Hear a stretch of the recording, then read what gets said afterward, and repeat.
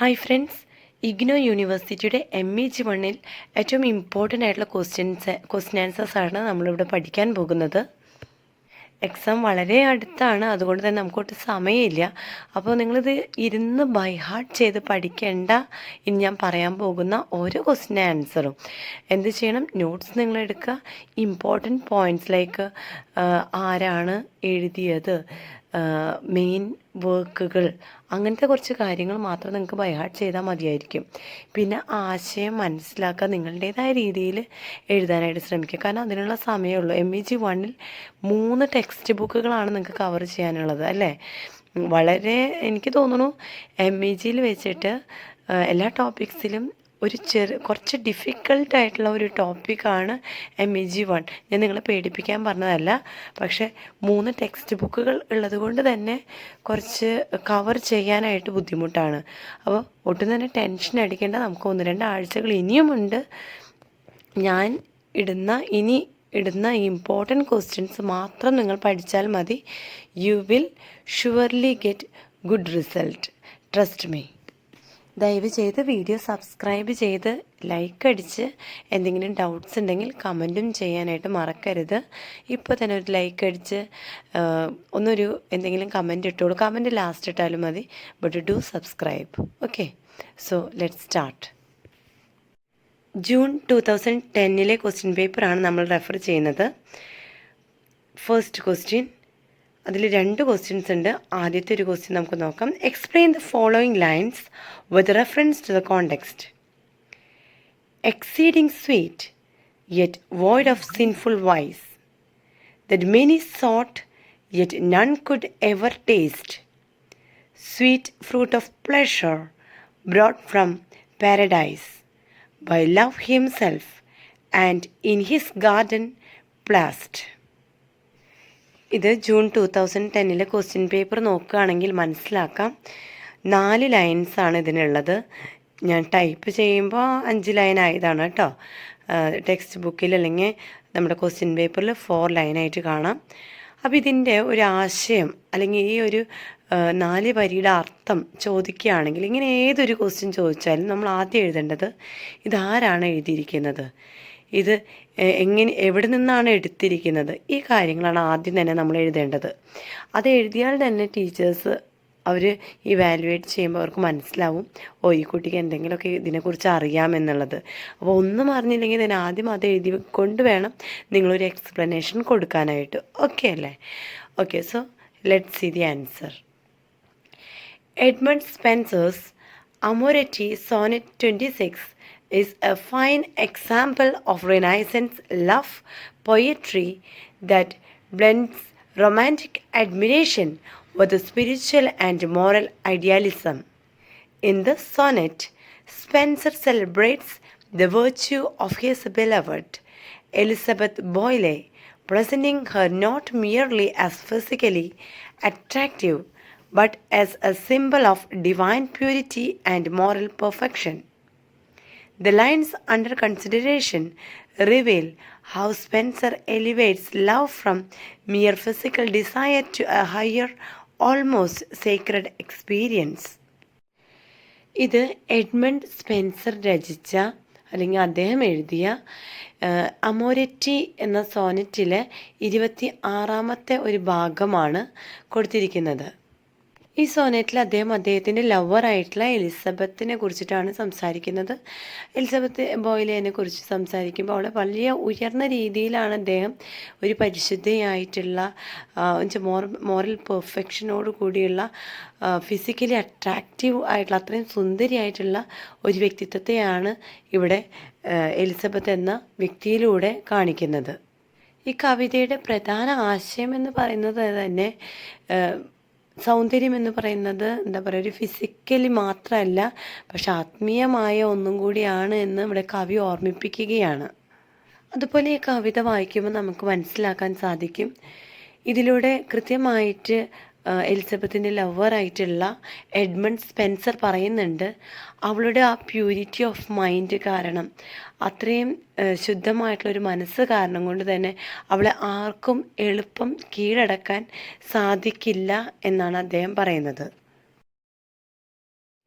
The phrase exceeding sweet, yet void of sinful vice, immediately establishes a contrast between beauty and morality.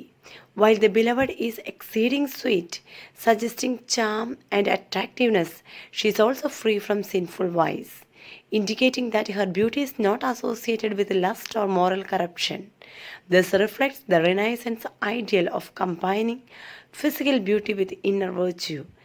Unlike conventional Petrarchan poetry, where beauty often leads to suffering or temptation, Spencer emphasizes a harmonious union of outer and inner perfection.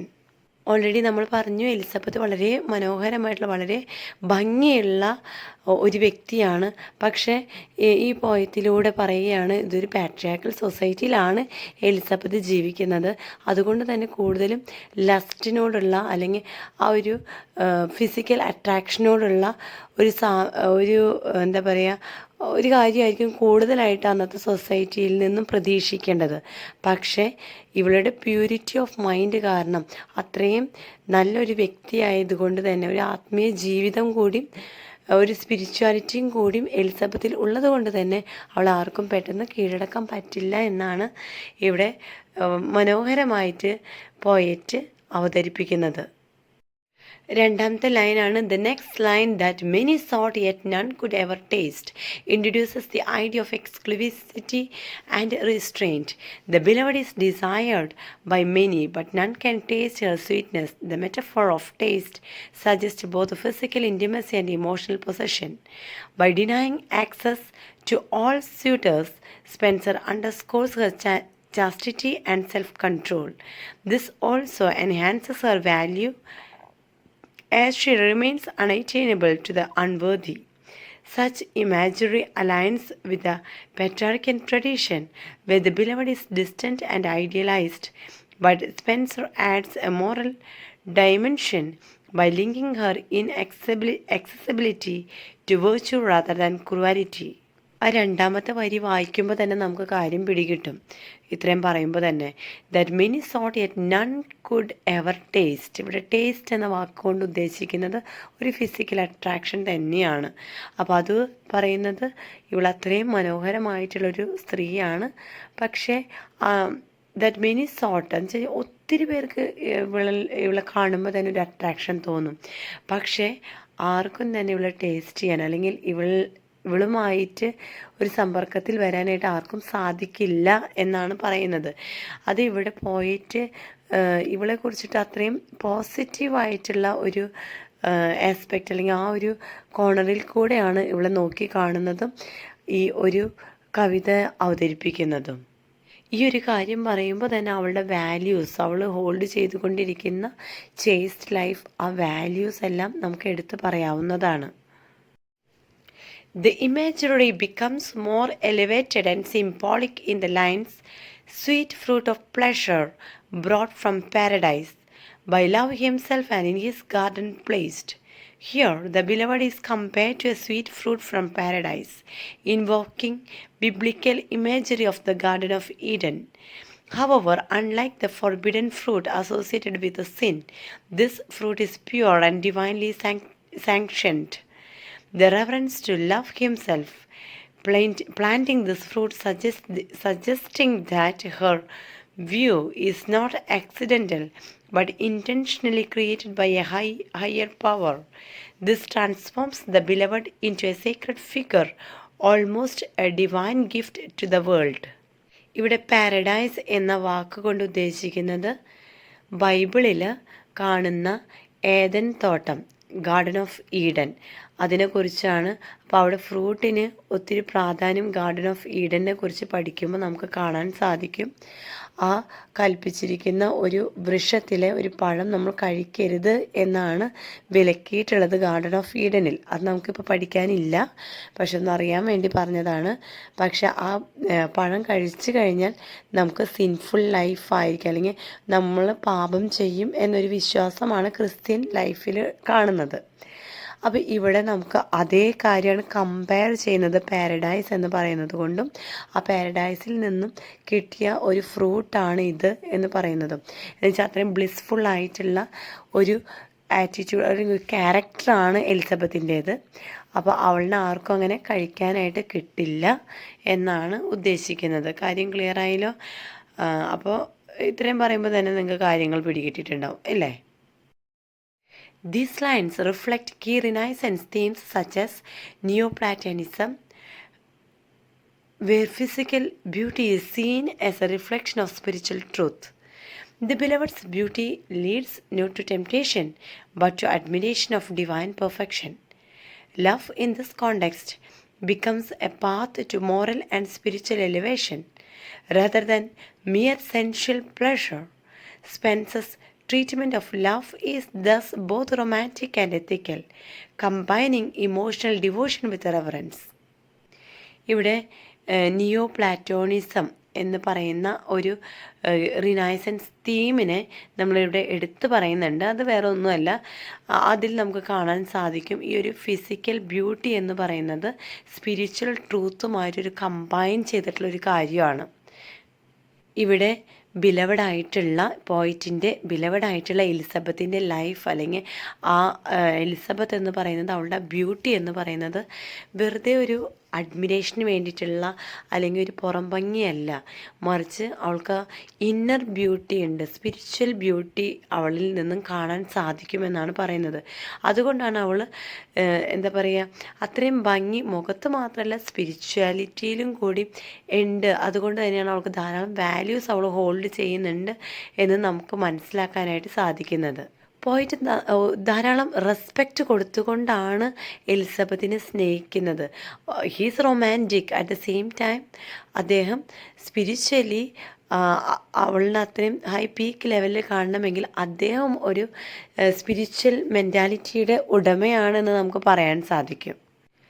Moreover, the use of religious imagery elevates the tone of the poem. By associating the beloved with the paradise and divine creation, Spencer blurs the line between human love and spiritual worship. This reflects the broader Renaissance tendency to merge classical and Christian ideas, presenting love as both earthly and heavenly. അപ്പോൾ love എന്ന് പറയുന്നത് earthly അതുപോലെ തന്നെ heavenly ഒരേപോലെ കൊണ്ടുപോകേണ്ട ഒരു കാര്യമാണെന്ന് പറയുന്നത്. എർത്തിലി എന്ന് പറയുന്നത് ഫിസിക്കൽ, ഹെവൻലി എന്ന് പറയുന്നത് spiritual. Okay. In conclusion, these lines from Amoretti sonnet 26 highlight Spencer's unique approach to love poetry. Through rich imagery and moral emphasis, he portrays his beloved as a figure of perfect beauty and virtue. The sonnet celebrates not just romantic attraction, but also chastity, purity, and divine grace, making it a powerful expression of idealized love in Renaissance literature. കാര്യം clear ആയല്ലോ? ഇത് എഴുതിയിരിക്കുന്നത് സ്പെൻസറാണ്. അദ്ദേഹത്തിൻ്റെ അമോരെറ്റി Sonet 26-ാമത്തെയാണ്. ആ ഒരു 26-ാമത്തെ സോനെറ്റിൽ നിന്നും എടുത്തിട്ടുള്ള വരികളാണിത്. ഈ 4 ലൈനും നമുക്ക് മനസ്സിലാക്കാൻ സാധിക്കും എലിസബത്തിനെ കുറിച്ചിട്ടാണ്. എലിസബത്തിനെ കുറിച്ച് പറയുമ്പോൾ ഷീ ഈസ് വെരി ബ്യൂട്ടിഫുൾ, വളരെ മനോഹരമായിട്ടുള്ള ഒരു വ്യക്തിത്വത്തിൻ്റെ ഉടമയാണ് എലിസബത്ത്. അതുപോലെ തന്നെ ബോത്ത് ഫിസിക്കൽ ആൻഡ് സ്പിരിച്വൽ. ഇവിടെ സ്പിരിച്വാലിറ്റിക്കാണ് കൂടുതൽ നമ്മൾ ഇമ്പോർട്ടൻ്റ് കൊടുക്കേണ്ടത്. അവിടെ നമുക്ക് അവളുടെ വാല്യൂസൊക്കെ കുറച്ച് നമുക്ക് എഴുതി വെച്ചാൽ തന്നെ you will get good score. ഇതൊന്നും കാണാതെ പഠിക്കേണ്ട കേട്ടോ. You just understand it. Okay. ഒന്നാമത്തെ ഈ ക്വസ്റ്റ്യനിൽ തന്നെ ഓപ്ഷനായിട്ടുള്ള വേറൊരു ക്വസ്റ്റ്യൻ കൊടുത്തിട്ടുണ്ട്. പക്ഷെ നിങ്ങൾ പഠിക്കുമ്പോൾ ഓപ്ഷൻ ഏതെങ്കിലും ഒന്നെടുത്ത് പഠിക്കരുത്. കാരണം എന്താണെന്ന് വെച്ച് കഴിഞ്ഞാൽ നമുക്കറിയില്ല നമുക്ക് കിട്ടുന്ന ക്വസ്റ്റ്യൻ പേപ്പറിൽ ഏത് ക്വസ്റ്റ്യനാണ് വരിക, അതോ ഇതോ അറിയില്ല. അപ്പം നമ്മൾ പഠിക്കുമ്പോൾ 2 ക്വസ്റ്റ്യനും പഠിക്കണം. ഓക്കെ അല്ലേ? സോ അതിലത്തെ തന്നെ ഒരു സബ് ക്വസ്റ്റ്യൻ അല്ലെങ്കിൽ സെക്കൻഡ് ക്വസ്റ്റ്യൻ എന്ന് തന്നെ പറയാം. Explain the following lines with reference to the context. All human things are subject to decay, and when fate summons, monarchs must obey. This Flecknoe found, who like Augustus, young was called to empire and had governed long. in prose and verse was owned, without dispute through all the realms of nonsense absolute. 6 വരികളാണ് കേട്ടോ ഈ പോയത്തിൽ നമുക്ക് കാണാൻ സാധിക്കുക. ഇതിപ്പോൾ ഞാൻ type ചെയ്ത് വന്നപ്പോൾ ഞാൻ ടൈപ്പ് ചെയ്യാന്ന് പറഞ്ഞാൽ ChatGPTയുടെ സഹായത്തോടു കൂടെ ടൈപ്പ് ചെയ്തപ്പോൾ ഈ പറഞ്ഞോണം 6 ലൈൻസും ഇങ്ങനെയല്ല ശരിക്കും പറഞ്ഞു കഴിഞ്ഞാൽ അത് നിങ്ങൾ റെഫർ ചെയ്യേണ്ടി വരും. ക്വസ്റ്റ്യൻ പേപ്പർ ജൂൺ 2010 മീൻസ് ഇങ്ങനെയല്ല എന്ന് പറഞ്ഞു കഴിഞ്ഞാൽ ലൈനിലുള്ള വ്യത്യാസമാണ്. ഫസ്റ്റ് ലൈൻ വന്നിട്ട് all humans things are subject to decay, അത്രേ ഉള്ളൂ. ആ ആൻഡ് വരേണ്ടത് സെക്കൻഡ് ലൈനിലാണ്. ഒബേ വരെയാണ് second line. Third line the Flecknoe തൊട്ടിട്ട് യങ് വരെയും. ഓക്കെ, അങ്ങനെ ഒന്ന് നോട്ട് ചെയ്തോളൂ കേട്ടോ. ഇൻട്രൊഡക്ഷൻ അത് ഞാൻ പറയാൻ മറന്നു. ഏതൊരു ക്വസ്റ്റ്യൻ MA സ്റ്റുഡൻസിന് തന്നാലും ഒരു ഇൻട്രൊഡക്ഷൻ, ലാസ്റ്റ് കൺക്ലൂഷൻ പറ്റുകയാണെങ്കിൽ സബ് ഹെഡിങ്സും നിങ്ങൾക്ക് പറ്റുന്ന രീതിയിൽ കൊടുക്കുകയാണെങ്കിൽ നല്ലതാണ്. അപ്പോൾ ഫസ്റ്റ് എപ്പോഴും ഞാനിപ്പോൾ കൊടുത്തിട്ടുണ്ടെങ്കിലും ഇല്ലെങ്കിലും നിങ്ങൾ ഒരു ഇൻട്രൊഡക്ഷൻ എന്നൊന്ന് എഴുതി വെക്കണം എല്ലാ ക്വസ്റ്റ്യൻസിലും. Last conclusion. ഓക്കെ, നമുക്ക് നോക്കാം. The given lines are from Mac Flecknoe, a famous satirical poem by John Dryden. In this passage, Dryden reflects on the inevitability of decay and decline, even in the realms of literature and monarchy. Through irony and wit, he introduces Flecknoe as a ruler of nonsense and prepares the ground for the mock heroic succession that forms the core of the poem. ഇത് famous പോയറ്റായിട്ടുള്ള John Dryden ആണ് രചിച്ചത്. സറ്റാരിക്കൽ poem അല്ലെങ്കിൽ എന്താ പറയുക, പരിഹാസ കവിത എന്നൊക്കെ പറയില്ലേ നമ്മൾ, അങ്ങനത്തെ ഒരു കവിതയിൽ നിന്നും എടുത്തിട്ടുള്ള ഒരു പോയമാണ്. മാക് ഫ്ലെക്നോ എന്നാണ് കവിതയുടെ പേര്. മനസ്സിലായില്ലേ? മാക് ഫ്ലെക്നോ എന്ന കവിതയുടെ പേര്. ഇതൊരു സറ്റാരിക്കൽ പോയമാണ്. ജോൺ ഡ്രൈഡൻ ആണ് ഇത് രചിച്ചത്. ഇദ്ദേഹം ഇവിടെ പറയുന്നത് എല്ലാ കാര്യങ്ങൾക്കും ഒരു ഡിക്ലൈൻ ഉണ്ടാവും, ഒരു ഡീക്കേ ഉണ്ടാവും, ഒരു തകർച്ചയുണ്ടാവും എന്നാണ്. അപ്പോൾ എടുത്തു പറയുകയാണെങ്കിൽ രാജ്യത്തിലും സാഹിത്യത്തിലും നമുക്കത് കാണാൻ സാധിക്കും. സാഹിത്യത്തിൽ പോലും ഒരു ഡിക്ലൈൻ ഉണ്ടാകും എന്നാണ് ഇദ്ദേഹം പറയുന്നത്. ഇവിടെ മാക് ഫ്ലെക്നോ ഒരു രാജാവാണ്. അദ്ദേഹത്തിന് മണ്ടത്തരത്തിൻ്റെ രാജാവ് അല്ലെങ്കിൽ നോൺസെൻസ് എന്ന് പറയുന്ന ഒരു വാക്കുണ്ടല്ലോ, അതിവിടെ റൂളർ ഓഫ് നോൺസെൻസ് അല്ലെങ്കിൽ മണ്ടത്തരത്തിൻ്റെ രാജാവ് എന്ന് വിശേഷിപ്പിക്കുന്ന അല്ലെങ്കിൽ അങ്ങനെയാണ് അദ്ദേഹത്തെ അഭിസംബോധന ചെയ്യുന്നത്. ഇവിടെ ശ്രദ്ധിക്കേണ്ട കാര്യമുണ്ട്. അദ്ദേഹത്തിന് എന്തുകൊണ്ടാണ് അങ്ങനെ മണ്ടത്തരത്തിൻ്റെ രാജാവ് എന്നൊക്കെ പറയുന്നത്? കാരണം അദ്ദേഹം വലിയ ആളെ പോലെയൊക്കെ കാണിക്കുന്നു, പക്ഷെ നിസ്സാരമായിട്ട് അല്ലെങ്കിൽ മണ്ടത്തരങ്ങൾ മാത്രം കാണിക്കുക എന്നൊക്കെയാണ്. അത് നമുക്ക് നോക്കാം. ഇവിടെ നമുക്ക് ശ്രദ്ധിക്കേണ്ട കാര്യം ഐറണി എന്നൊരു വാക്ക് ഉപയോഗിച്ചിട്ടുണ്ട്. എന്താണ് ഈ ഐറണി? ഐറണി എന്ന് പറഞ്ഞാൽ വലിയ രീതിയിൽ പൊക്കി പറഞ്ഞുകൊണ്ട് പക്ഷെ പരിഹസിച്ചുകൊണ്ടാണ് പറയുന്നത്.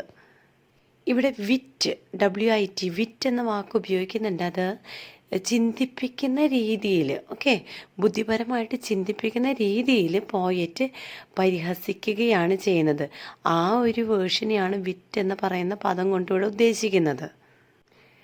അതുപോലെ മോക്ക് ഹെറോയിക്, ആ ഒരു വേർഷൻ ഉണ്ടല്ലോ, മോക്ക് ഹെറോയിക് സക്സഷൻ, അതെന്ന് പറയുന്നത് ചെറിയ നിസ്സാരമായിട്ടുള്ള കാര്യങ്ങൾ പക്ഷെ വലിയ വീര കഥകളെ പോലെ നമ്മുടെ ഫ്ലെക്നോ എന്ന നോൺസെൻസ് ആയിട്ടുള്ളൊരു റൂളർ അവതരിപ്പിക്കുന്നുണ്ട് എന്നാണ് ആ ഒരു mock heroic succession. Hero, okay, heroic succession, okay. അപ്പോൾ മോക്ക് ചെയ്തുകൊണ്ട് വെച്ചാൽ പരിഹസിച്ചുകൊണ്ട്, ഓക്കെ, ആ വാക്ക് തന്നെ നിങ്ങൾക്ക് മനസ്സിലാക്കാൻ സാധിക്കും. അപ്പോൾ വീരവീര കഥകൾ ആര് പറയുന്നുണ്ട്? ഫ്ലെക്നോ പറയുന്നുണ്ട്. അപ്പോൾ അതിനെ നമ്മൾ എന്താ പറയുന്ന ഒരു വേർഷൻ മോക്ക് ഹെറോയിക് സക്സഷൻ എന്ന് വെച്ച് കഴിഞ്ഞാൽ അദ്ദേഹം വെറുതെ ചെറിയ നിസ്സാരമായിട്ടുള്ള കാര്യങ്ങളെ വലിയ വീര കഥകളെ പോലെ ഉണ്ടാക്കി പറയുന്നതിനെയാണ് അങ്ങനെ പറയുന്നത്. ഓക്കെ അല്ലേ? ഈ ഒരു കവിതയുടെ മെയിൻ കൺസെപ്റ്റിൽ മെയിൻ കണ്ടൻറ്റ് കിടക്കുന്നത് ഇവിടെയാണ്. എല്ലാ മനുഷ്യന്മാരും അല്ലെങ്കിൽ എല്ലാ പവറും, യൂണിവേഴ്സൽ ട്രൂത്ത് എന്ന് പറയുന്നത് പവർ, ഫെയിം, അതോറിറ്റി ഇതൊന്നും നിലനിൽക്കുന്ന ഒരു കാര്യമല്ല. ഒക്കെ ഡീക്കേ ചെയ്യും, നശിച്ചു പോകും, ക്ഷയം വന്നു പോകും എന്നാണ് പറയുന്നത്. അപ്പോൾ ഒന്നും തന്നെ അപ്പോൾ അതിലൊന്നും അഹങ്കരിച്ചിട്ടോ അഭിമാനം കൊണ്ടിട്ടോ കഴിഞ്ഞാൽ ഞാൻ ഒരു പൊസിഷനിലാണ് എന്നുള്ള കാര്യങ്ങളൊന്നും പറഞ്ഞിട്ട് കാര്യമില്ല. ഇതൊന്നും എന്താ പറയുക, നിലനിൽക്കുന്ന കാര്യങ്ങളല്ല, പെർമനൻ്റ് അല്ല, ഒക്കെ ടെമ്പററി ആണ് എന്നാണ് അദ്ദേഹം പോയിറ്റ് ഇവിടെ ഓർമ്മപ്പെടുത്തുന്നത്. മനുഷ്യൻ, അധികാരം, ശക്തി ഇതെല്ലാം ഇങ്ങനെ കാലക്രമേണ നശിച്ചു പോകും. അതുപോലെ രാജാക്കന്മാരായാലും സാഹിത്യത്തിലെ പ്രമുഖരായാലും ഇതിൽ നിന്നൊന്നും രക്ഷപ്പെടാൻ പോകുന്നില്ല, എല്ലാവരും നശിച്ചു പോകുമെന്നാണ് ഡ്രൈഡൻ പറയുന്നത്. The reference to fate reinforces this inevitability. It implies that no matter how powerful a monarch may be, they must ultimately submit to the natural order. This idea is both serious and ironic, as Dryden applies a grand, almost tragic tone to a trivial subject, the kingdom of dullness. ഇവിടെ fate എന്ന വാക്ക് ഉപയോഗിച്ചിരിക്കുന്നത് അത് മനുഷ്യൻ്റെ നിയന്ത്രണത്തിലുള്ള ഒരു കാര്യമല്ല, അത് പ്രകൃതിയുമായിട്ട് ബന്ധപ്പെട്ട ഒരു കാര്യമാണെന്നാണ് പറയുന്നത്. ഫെയ്റ്റ് നമ്മൾ ഉദ്ദേശിക്കുന്ന രീതിയിൽ കാര്യങ്ങൾ വരില്ല. ഓക്കെ, മനസ്സിലായില്ലേ? നിങ്ങളുടെ വിധിയാണ് ഇത് എന്ന് നമ്മൾ മലയാളത്തിൽ പറയും, വിധി. അപ്പോൾ അത് മനുഷ്യൻ്റെ കൈകളിലുള്ള കാര്യമല്ല. ഇവിടെ പോയിട്ട് ഓർമ്മപ്പെടുത്തുകയാണ്, ഒരാൾ എത്ര ശക്തിയുള്ള ആളായാലും, ഏത് രാജാവായാലും, ഏത് പൊസിഷനിലായാലും പ്രകൃതിയുടെ നിയമമായിട്ടുള്ള അല്ലെങ്കിൽ പ്രകൃതിയുടെ നിയമത്തിൽ നിന്നും വിധിയിൽ നിന്നും രക്ഷപ്പെടാനായിട്ട് പറ്റില്ല. ഇവിടെ രണ്ട് രീതിയിലാണ് നമുക്ക് കാണാൻ സാധിക്കുന്നത്. സീരിയസ് ടോൺ, രണ്ട് ഐറോണിക്കായിട്ട്. സീരിയസ് ടോൺ എന്ന് പറഞ്ഞു കഴിഞ്ഞാൽ എന്താ പറയുക, കുറച്ചും കൂടി പവർഫുള്ളായിട്ട് അല്ലെങ്കിൽ കുറച്ചും കൂടി ഗൗരവമായിട്ട് കാര്യങ്ങൾ കണ്ടുകൊണ്ടാണ് ഇവിടെ പോയിട്ട് കാര്യങ്ങൾ പറയുന്നത്. മറ്റൊരു രീതി എന്ന് പറയുന്നത് വെച്ചാൽ സീരിയസ് ആയിട്ടും അതുപോലെ തന്നെ ഐറണി എന്ന് പറഞ്ഞാൽ പരിഹാസ രീതിയിലൂടെയുമാണ് ഇദ്ദേഹം ഈ കാര്യങ്ങൾ അവതരിപ്പിക്കുന്നത്. Flecknoe as a mock monarch. Dryden introduces Flecknoe as a ruler who must obey fate, just like any real king. However, the irony lies in the nature of his kingdom. Flecknoe is not a great or noble ruler, but the king of nonsense. ഇവിടെ Dryden പറയുകയാണ്, Flecknoe എന്ന് പറയുന്ന ഈ ഒരു nonsense ruler എന്തിരുന്നാലും അദ്ദേഹം obey ചെയ്യാന്ന് പറഞ്ഞു കഴിഞ്ഞാൽ അനുസരിക്കണം. എന്തിനനുസരിക്കണം? ഫേറ്റ് എന്ന് പറഞ്ഞാൽ വിധി. എന്ത് വിധിയെയാണെങ്കിലും പ്രകൃതി തരുന്ന അല്ലെങ്കിൽ പ്രകൃതിയെയും നമുക്ക് നമ്മുടെ കൈകളിലല്ലാത്ത ഈ വിധിയെയും നമ്മൾ അനുസരിക്കേണ്ടി വരും എന്നാണ് ഇദ്ദേഹം പറയുന്നത്. The comparison, like Augustus, is particularly significant. Augustus was a powerful and respected Roman emperor, symbolizing stability and greatness. By comparing Flecknoe to Augustus, Dryden uses more heroic style, elevating something trivial to the level of epic grandeur. This exaggeration highlights the absurdity of Flecknoe's supposed greatness. ഇവിടെ Flecknoe എന്ന ഈ nonsense ആയിട്ടുള്ള റൂളറിനെ വലിയ great Roman ചക്രവർത്തി ആയിട്ടുള്ള അഗസ്റ്റസുമായിട്ടാണ് ഇവിടെ compare ചെയ്യുന്നത്. Augustus എന്ന് പറയുന്നത് ആരാണ്? ഒരു റോമൻ എംപറർ ആയിരുന്നു അദ്ദേഹം. വളരെ പവർഫുള്ളായിട്ടുള്ള ഒരു ഗ്രേറ്റ് റൂളർ എന്നൊക്കെ പറയാൻ പറ്റും. അപ്പോൾ അദ്ദേഹവുമായിട്ട് എന്തിനാ കമ്പയർ ചെയ്യുന്നത്? ഒരു പരിഹാസം മാത്രമാണത്. ഓക്കെ, കമ്പയർ ചെയ്യുന്ന പറഞ്ഞാൽ അത്രയും മഹത്വമായിട്ടുള്ള ഒരു രാജാവിന് ഇത്രയും വിഡ്ഢിയായിട്ടുള്ള ഒരു രാജാവും അവരുടെ ഒരു കമ്പാരിസൺ ആണ് ഇവിടെ നടക്കുന്നത്. Okay, the phrase called to empire and had governed long suggests that Flecknoe has ruled for a long time. However, instead of ruling a meaningful domain, he presides over mediocrity and dullness, making the statement humorous and satirical. ഇവിടെ call to empire and had governed long എന്ന ആ ഒരു വരി കൂടെ എന്താണ് കവി പറയാൻ ഉദ്ദേശിക്കുന്നത്? ഫ്ലെഗ്നോ ധാരാളം വർഷങ്ങളായിട്ട് ഇവിടെ ഭരിക്കുന്നുണ്ട്. പക്ഷേ എങ്കിൽ എന്താ ഉണ്ടായിരിക്കുന്നത്? ഒരു മീനിങ് ഫുള്ളായിട്ടുള്ള ഒരു ഭരണമായിരുന്നോ? അല്ല, അദ്ദേഹം നോൺസെൻസ് ആയിട്ടുള്ള ഒരു ഭരണമായിരുന്നു നടത്തിയിട്ടുണ്ടായിരുന്നത്. അവിടെ ഒന്നും പുരോഗമനമല്ല, മറിച്ച് ഡൾനെസ്സാണ് കൊണ്ടുവരാനായിട്ട് പറ്റിയത്. അപ്പോൾ ആ പറഞ്ഞ ഒരു സെൻറ്റൻസ് എന്ന് പറയുന്നത് ഒരു ഹ്യൂമറായിട്ടുള്ള അല്ലെങ്കിൽ ഒരു പരിഹാസമായിട്ടുള്ള ഒരു ലൈനായിട്ടാണ് നമ്മൾ കണക്കാക്കേണ്ടത്. Master of prose and verse, Dryden continues by stating that Flecknoe was owned without a dispute in both prose and verse. On the surface, this appears to praise Flecknoe's literary talent. However, the irony is clear. His dominance lies in producing bad literature. The phrase "without a dispute" suggests that no one challenges his authority not because of excellence, but because his incompetence is unmatched.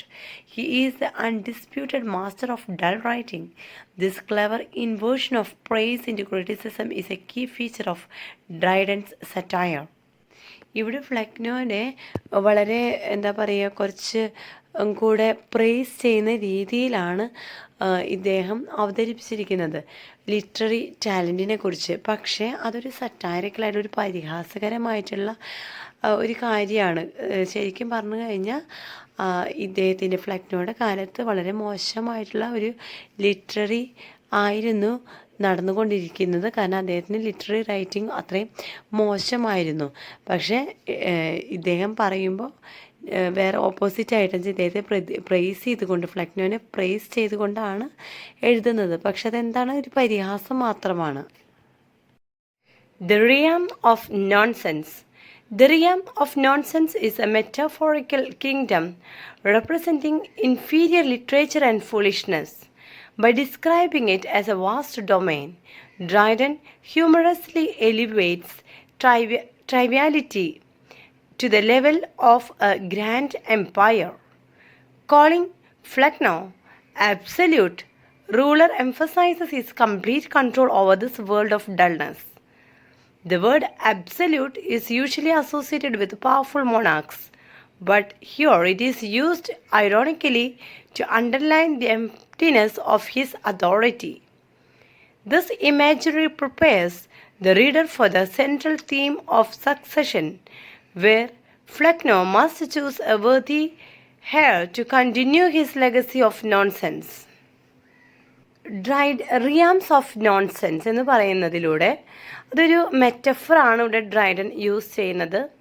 റിയാംസ് of nonsense എന്ന് പറയുന്നത് ഒരു നിലവാരമില്ലാത്ത അല്ലെങ്കിൽ ഒട്ടും തന്നെ അല്ലെങ്കിൽ മണ്ടത്തരങ്ങൾ മാത്രം നിറഞ്ഞിരിക്കുന്ന ഒരു സാഹിത്യം എന്നാണ് ഇവിടെ ഡ്രൈഡൻ ഇവിടെ ഫ്ലെക്നോയെ കുറിച്ചിട്ട് പറയുന്നത്. ശരിക്കും പറഞ്ഞാൽ ഇതൊരു വലിയ രാജ്യമൊന്നുമല്ല, പക്ഷെ വലിയ രാജ്യം പോലെ ഒരു ഹ്യൂമറായിട്ട് അല്ലെങ്കിൽ ഇവിടെ സറ്റയറാണ് ഉപയോഗിക്കുന്നത്, പരിഹാസമാണ് ഇവിടെ ഉപയോഗിക്കുന്നത്. അപ്പോൾ സറ്റയറും ഹ്യൂമറും എന്ന് വെച്ച് കഴിഞ്ഞാൽ ഹാസ്യവും പരിഹാസവും രണ്ടും നിറഞ്ഞ ഒരു എന്താ പറയുക, ഒരു ആറ്റിറ്റ്യൂഡാണ് ഇവിടെ ഡ്രൈഡൻ ഇട്ട് കൊടുക്കുന്നത്.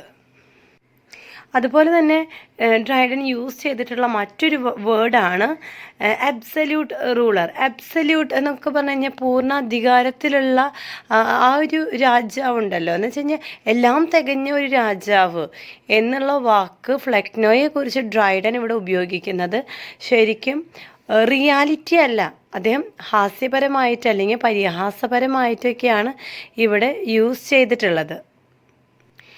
കണ്ടോ? But here it is ironically to underline the emptiness of his authority. ശരിക്കും പറഞ്ഞു കഴിഞ്ഞാൽ ഒരു മണ്ടത്തരം മാത്രം ചെയ്തുകൊണ്ടിരിക്കുന്ന രാജാവ്, മണ്ടത്തരം മാത്രം കാണിക്കുന്ന ഈ വ്യക്തി ഭരിച്ചുകൊണ്ടിരിക്കുമ്പോൾ ആ രാജ്യം മുഴുവൻ ശൂന്യമായിരിക്കും. എന്ന് വെച്ച് കഴിഞ്ഞാൽ അത്രയും ഇൻപുട്ട് കാര്യങ്ങളൊന്നും ഉണ്ടായിരിക്കില്ല അവിടെ, പ്രത്യേകിച്ച് നല്ലതൊന്നും ഇനിയും വരാനില്ല എന്നാണ് ഡ്രൈഡൻ ഉദ്ദേശിക്കുന്നത്. Use of mock heroic style. One of the most striking features of this passage is its mock heroic tone. Dryden uses elevated language, grand comparisons, and serious themes to describe something essentially trivial. by treating Fleckno like a great emperor and his domain like a vast empire. Dryden creates humor through contrast. The gap between the high style and the low subject is what makes the satire effective. ഇവിടെ Flecknoe ഒരു ഹീറോയൊന്നുമല്ല, പക്ഷേങ്കിൽ ഒരു hero ആണ് എന്ന് Dryden വെറുതെ ഒരു satire രൂപത്തിൽ പറയുകയാണ്. എന്ന് വെച്ച് കഴിഞ്ഞാൽ അത്രയും വലിയ അധികാരമൊക്കെ കാണിക്കുന്ന അല്ലെങ്കിൽ എല്ലാം ചെയ്യാൻ കഴിവുള്ള ഒരു ഹീറോയെ പോലെയുള്ള ഒരു വ്യക്തിത്വമാണ് അദ്ദേഹത്തിനുള്ളത്. പക്ഷേ അതൊന്നുമല്ല, അങ്ങനെയൊക്കെ പറഞ്ഞുകൊണ്ട് അദ്ദേഹം ഇദ്ദേഹത്തിനെ പരിഹസിക്കുന്നതാണ്. Conclusion. In this passage, John Dryden skillfully combines philosophical reflection with sharp satire. He begins with the universal truth of human decay and cleverly applies to the absurd world of literary incompetence. Through irony, mock heroic style, and vivid imagery, Dryden presents Fleckno as the aging ruler of nonsense, setting the stage for the poem's satirical exploration of literary succession. ഇവിടെ ഇപ്പോൾ ഇത്രയും പറഞ്ഞപ്പോൾ നിങ്ങൾക്ക് മനസ്സിലായിട്ടുണ്ടാവും എല്ലാതും. അപ്പോൾ ഒന്ന് conclude ചെയ്യുമ്പോൾ നമുക്ക് എന്തൊക്കെയാണ് ഇവിടെ മനസ്സിലായിട്ടുള്ളത് അതെല്ലാം ഈ കൺക്ലൂഷനിൽ എഴുതിയാൽ മതി. ഓക്കെ, ഇവിടെ ജോൺ ഡ്രൈഡൻ ആണ് ഈ ഒരു പോയം എഴുതിയിട്ടുള്ളത്. ആരെ കുറിച്ചിട്ടാണ്? ഫ്ലെക്നോ എന്ന രാജാവിനെ കുറിച്ചിട്ടാണ് എഴുതുന്നത്. ഫ്ലെക്നോയെ ഇവിടെ ഒരു സറ്റയറായിട്ട് അല്ലെങ്കിൽ മോക്ക് ചെയ്തുകൊണ്ട് അല്ലെങ്കിൽ കളിയാക്കിക്കൊണ്ടൊക്കെയാണ് ഇദ്ദേഹം എഴുതുന്നത്. അതെന്തുകൊണ്ടാണെന്ന് വെച്ച് കഴിഞ്ഞാൽ ഇദ്ദേഹം ഒരു നോൺസെൻസ് റൂളറാണ്. ആര്? ഫ്ലെക്നോ നോൺസെൻസ് റൂളറാണ്. നോൺസെൻസ് റൂളർ എന്ന് പറഞ്ഞു കഴിഞ്ഞാൽ മണ്ടത്തരങ്ങൾ മാത്രം ചെയ്യുന്ന ഒരു രാജാവാണ്. അപ്പോൾ അതുകൊണ്ട് തന്നെ ആ രാജ്യത്ത് നിന്നും ഒന്നും നമുക്ക് പ്രതീക്ഷിക്കാനായിട്ട് ഇല്ല എന്നാണ് പറയുന്നത്. പിന്നെ സ്റ്റാർട്ടിങ്ങിൽ തന്നെ അത് വളരെ സ്കിൽഫുള്ളിയാണ് അദ്ദേഹത്തിൻ്റെ സറ്റയർ ഇവിടെ അവതരിപ്പിച്ചിരിക്കുന്നത്. അതെങ്ങനെയാണ് വളരെ സ്കിൽഫുള്ളി എന്ന് പറയാൻ പറ്റുന്നത്? കാരണം ഇദ്ദേഹത്തിന് എന്ന് വെച്ച് കഴിഞ്ഞാൽ ഫ്ലെക്നോയെ വളരെയധികം പ്രേസ് ചെയ്തുകൊണ്ട് എന്ന് വെച്ച് ഒരു ഹീറോയിക് എന്നൊക്കെ വിളിച്ചുകൊണ്ട് ഹീറോ എന്നൊക്കെ വിളിച്ചുകൊണ്ടാണ് അദ്ദേഹം ഇവിടെ എന്താ പറയുക ഒന്ന് കാണിക്കുന്നത് അല്ലെങ്കിൽ അവതരിപ്പിക്കുന്നത്, പക്ഷേങ്കിൽ ഇൻട്രൊഡ്യൂസ് ചെയ്യുന്നത്. പക്ഷേങ്കിൽ അതൊന്നുമില്ല, അദ്ദേഹം ഒരു ഹീറോയൊന്നുമല്ല. ഓക്കെ, പിന്നെ പറയാനുള്ള മറ്റു കാര്യങ്ങൾ എന്ന് പറയുന്നത്, first of all he begins the universal truth of human decay. ആദ്യം തന്നെ ഇദ്ദേഹം പറയുന്നുണ്ട് ഒന്നും നിലനിൽക്കുന്നതല്ല, എല്ലാതും ടെമ്പററി ആണ്. അത് മനുഷ്യനായാലും സാഹിത്യമാണെങ്കിലും എല്ലാം ടെമ്പററി ആണ് എന്ന് പറയുന്നുണ്ട്. എല്ലാം നശിച്ചു പോകും, ഹ്യൂമൻ ഡീക്കെ എല്ലാം വരും. അപ്പോൾ എസ്പെഷ്യലി അപ്പോൾ ഇദ്ദേഹം ഇതിലെടുത്ത് പറയുന്നത് ലിറ്റററി വർക്ക്സുകളെ കുറിച്ചിട്ടാണ്. ലിറ്റററി അതൊക്കെ ലിറ്റററി വർക്ക്സുകൾ അല്ലെങ്കിൽ ലിറ്റററി എന്ന് പറയുന്നതൊക്കെ നശിച്ചു പോകും, അതൊന്നും നിലനിൽക്കുന്നതല്ല എന്നാണ് ഇദ്ദേഹം പറയുന്നത്. അതുപോലെ തന്നെ ഫ്ലെക്നോയുടെ ലിറ്റററി സക്സഷനെ കുറിച്ചിട്ട് അദ്ദേഹം പറയുന്നുണ്ട്. ശരിക്കും പറഞ്ഞാൽ ലിറ്റററി സക്സഷൻ എന്ന വാക്കുകൊണ്ട് തന്നെ ഒരു ഐറണിയാണ് നമുക്കവിടെ കാണാൻ സാധിക്കുന്നത്. അവിടെ ഒരു മോക്ക് ചെയ്യുന്ന രീതിയിലാണ് അദ്ദേഹം പറയുന്നത്. അതെന്തുകൊണ്ട് അങ്ങനെ പറയുന്നത്? കാരണം ഇദ്ദേഹത്തിൻ്റെ ഫ്ലെക്നോ എന്ന ഈ ഒരു നോൺസെൻസ് റൂളർക്ക് അതിൻ്റെ ഒരു കഴിവുണ്ടായിരുന്നില്ല. അദ്ദേഹത്തിൻ്റെ ലിറ്റററി വർക്ക് എന്ന് പറയുന്നത് അദ്ദേഹം ഒരു ഫെയിലിയർ ആയിരുന്നു അതിൽ. അതുകൊണ്ടാണ് ഇവിടെ ഒരു മോക്ക് ചെയ്തുകൊണ്ട് ലിറ്റററി സക്സഷൻ എന്നൊരു വേർഡ് യൂസ് ചെയ്യുന്നത്. ക്ലിയർ ആയില്ലേ? Okay, second question. Critically comment on the nun's priest's tale. Introduction. The Nonna's Priestess Tale is one of the most entertaining and complex stories in the Canterbury Tales, written by Geoffrey Chaucer. Though it appears to be a simple fable about a rooster and a fox, the tale is rich in satire, humor, and philosophical reflection. It blends the characteristics of a beast fable with mock heroic elements and moral teaching. The Nonna's Priestess എന്നത് Canterbury ടേൽസിൽ നിന്നും എടുത്തിട്ടുള്ള വളരെ മനോഹരമായിട്ടുള്ള ഒരു കഥയാണ്. Joffrey ചൗസറാണ് ഇത് എഴുതിയിട്ടുള്ളത്. ഇത് പെട്ടെന്ന് വായിക്കുമ്പോൾ നമുക്കൊരു ഫോക്സിൻ്റെയും അതുപോലെ റൂസ്റ്റർ കോഴിയുടെയും ഒരു ഫോക്സിൻ്റെയും ഒരു കഥ പോലെ നമുക്ക് തോന്നാം. പക്ഷേ ഇവിടെ ജോഫ്രി ചൗസർ അവതരിപ്പിച്ചിരിക്കുന്നത് ഈ കഥയിൽ സറ്റയർ, ഹ്യൂമർ അതുപോലെ ഫിലോസഫിക്കൽ റിഫ്ലക്ഷൻ ഇദ്ദേഹം കൊണ്ടുവരാനായിട്ട് ശ്രമിച്ചിട്ടുണ്ട്. ഈ ഒരു അവതരണം എന്ന് പറയുന്നത് ഒരു മോക്ക് ഹെറോയിക് എലമെൻറ്റ്സ് ആണ് ഇതിൽ കൊണ്ടുവന്നിരിക്കുന്നത്. എന്ന് വെച്ച് കഴിഞ്ഞാൽ വലിയ വലിയ വീരകഥകളുടെ പോലെയൊക്കെ കാണിച്ച് അതിന് എന്താ പറയുക, അതിനെ മോക്ക് ചെയ്തുകൊണ്ട് ഹെറോയിക് ആയിട്ടുള്ള വീരകഥകളെ മോക്ക് ചെയ്തുകൊണ്ട് പരിഹസിച്ചുകൊണ്ടാണ് എന്ന് വെച്ച് കഴിഞ്ഞാൽ അതൊന്നുമില്ല, ജസ്റ്റ് വലിയ കാര്യങ്ങൾ എന്നുള്ള നിലയ്ക്ക് കാണിച്ചുകൊണ്ട്, പക്ഷെ അതിൽ നിന്നും ഇദ്ദേഹം നമ്മുടെ സമൂഹത്തെ മോക്ക് ചെയ്തുകൊണ്ടാണ് ഈ ഒരു കഥ എഴുതിയിട്ടുള്ളത്. അതുപോലെ തന്നെ നല്ല മോറൽ വാല്യൂസിനെ കുറിച്ചിട്ട് മോറൽ ടീച്ചിങ്, നല്ല ഗുണപാഠങ്ങൾ നമുക്കിതിൽ നിന്നും പഠിക്കാനായിട്ടുണ്ട്. Plot overview. The story centers on Chanticleer, a proud and handsome rooster, and his favorite hen, Petalot. Chanticleer dreams of being attacked by a beast, which frightens him. Petalot dismisses his fear and advises him to ignore dreams. However, Chanticleer later encounters a fox named Don Russell, who flatters him and tricks him into singing with his eyes closed. The fox seizes this opportunity to capture him. In a clever twist, Chanticleer escapes by tricking the fox into speaking, thus opening its mouth. The tale ends with a moral lesson about the dangers of flattery and carelessness. ഇതൊരു കഥയായതുകൊണ്ട് തന്നെ നിങ്ങൾക്കിത് പെട്ടെന്ന് പഠിക്കാവുന്നതേ ഉള്ളൂ. പക്ഷെ പഠിക്കാനുള്ള കുറച്ച് പേരുകളുണ്ടല്ലോ, അതൊന്ന് എഴുതി തന്നെ പഠിച്ചോളൂ. കാരണം അതിൻ്റെ സ്പെല്ലിങ്സ് നമുക്ക് അത്രയും തെറ്റിക്കാതെ തന്നെ എഴുതേണ്ടി വരും. ഓക്കെ, അപ്പോൾ ഇവിടെ മെയിൻ ഹീറോ അല്ലെങ്കിൽ നമ്മുടെ സെൻറ്റർ ഓഫ് ദ ക്യാരക്ടർ എന്ന് പറയുന്നത് ചാൻഡിക്ലിയർ ആണ്. ചാൻഡിക്ലിയർ വളരെ എന്താ പറയുക ഭംഗിയുള്ള ഒരു റൂസ്റ്ററാണ്. റൂസ്റ്റർ എന്ന് പറഞ്ഞാൽ എന്താ പറയുക കോഴിയാണ്. അതുപോലെ റൂസ്റ്ററിൻ്റെ ഒരു പെറ്റായിട്ടുള്ള അല്ലെങ്കിൽ ഫേവറേറ്റ് ആയിട്ടുള്ള ഒരു ഹെന്നാണ് പെറ്റലോട്ട്. ഒരു ദിവസം ചാൻഡിക്ലിയർ ഒരു സ്വപ്നം കാണുകയാണ്. ഒരു വലിയ ഭീകരമായിട്ടുള്ള ഒരു മൃഗം വന്ന് ചാൻഡിക്ലിയറിനെ ഉപദ്രവിക്കാനായിട്ട് വരുന്നു.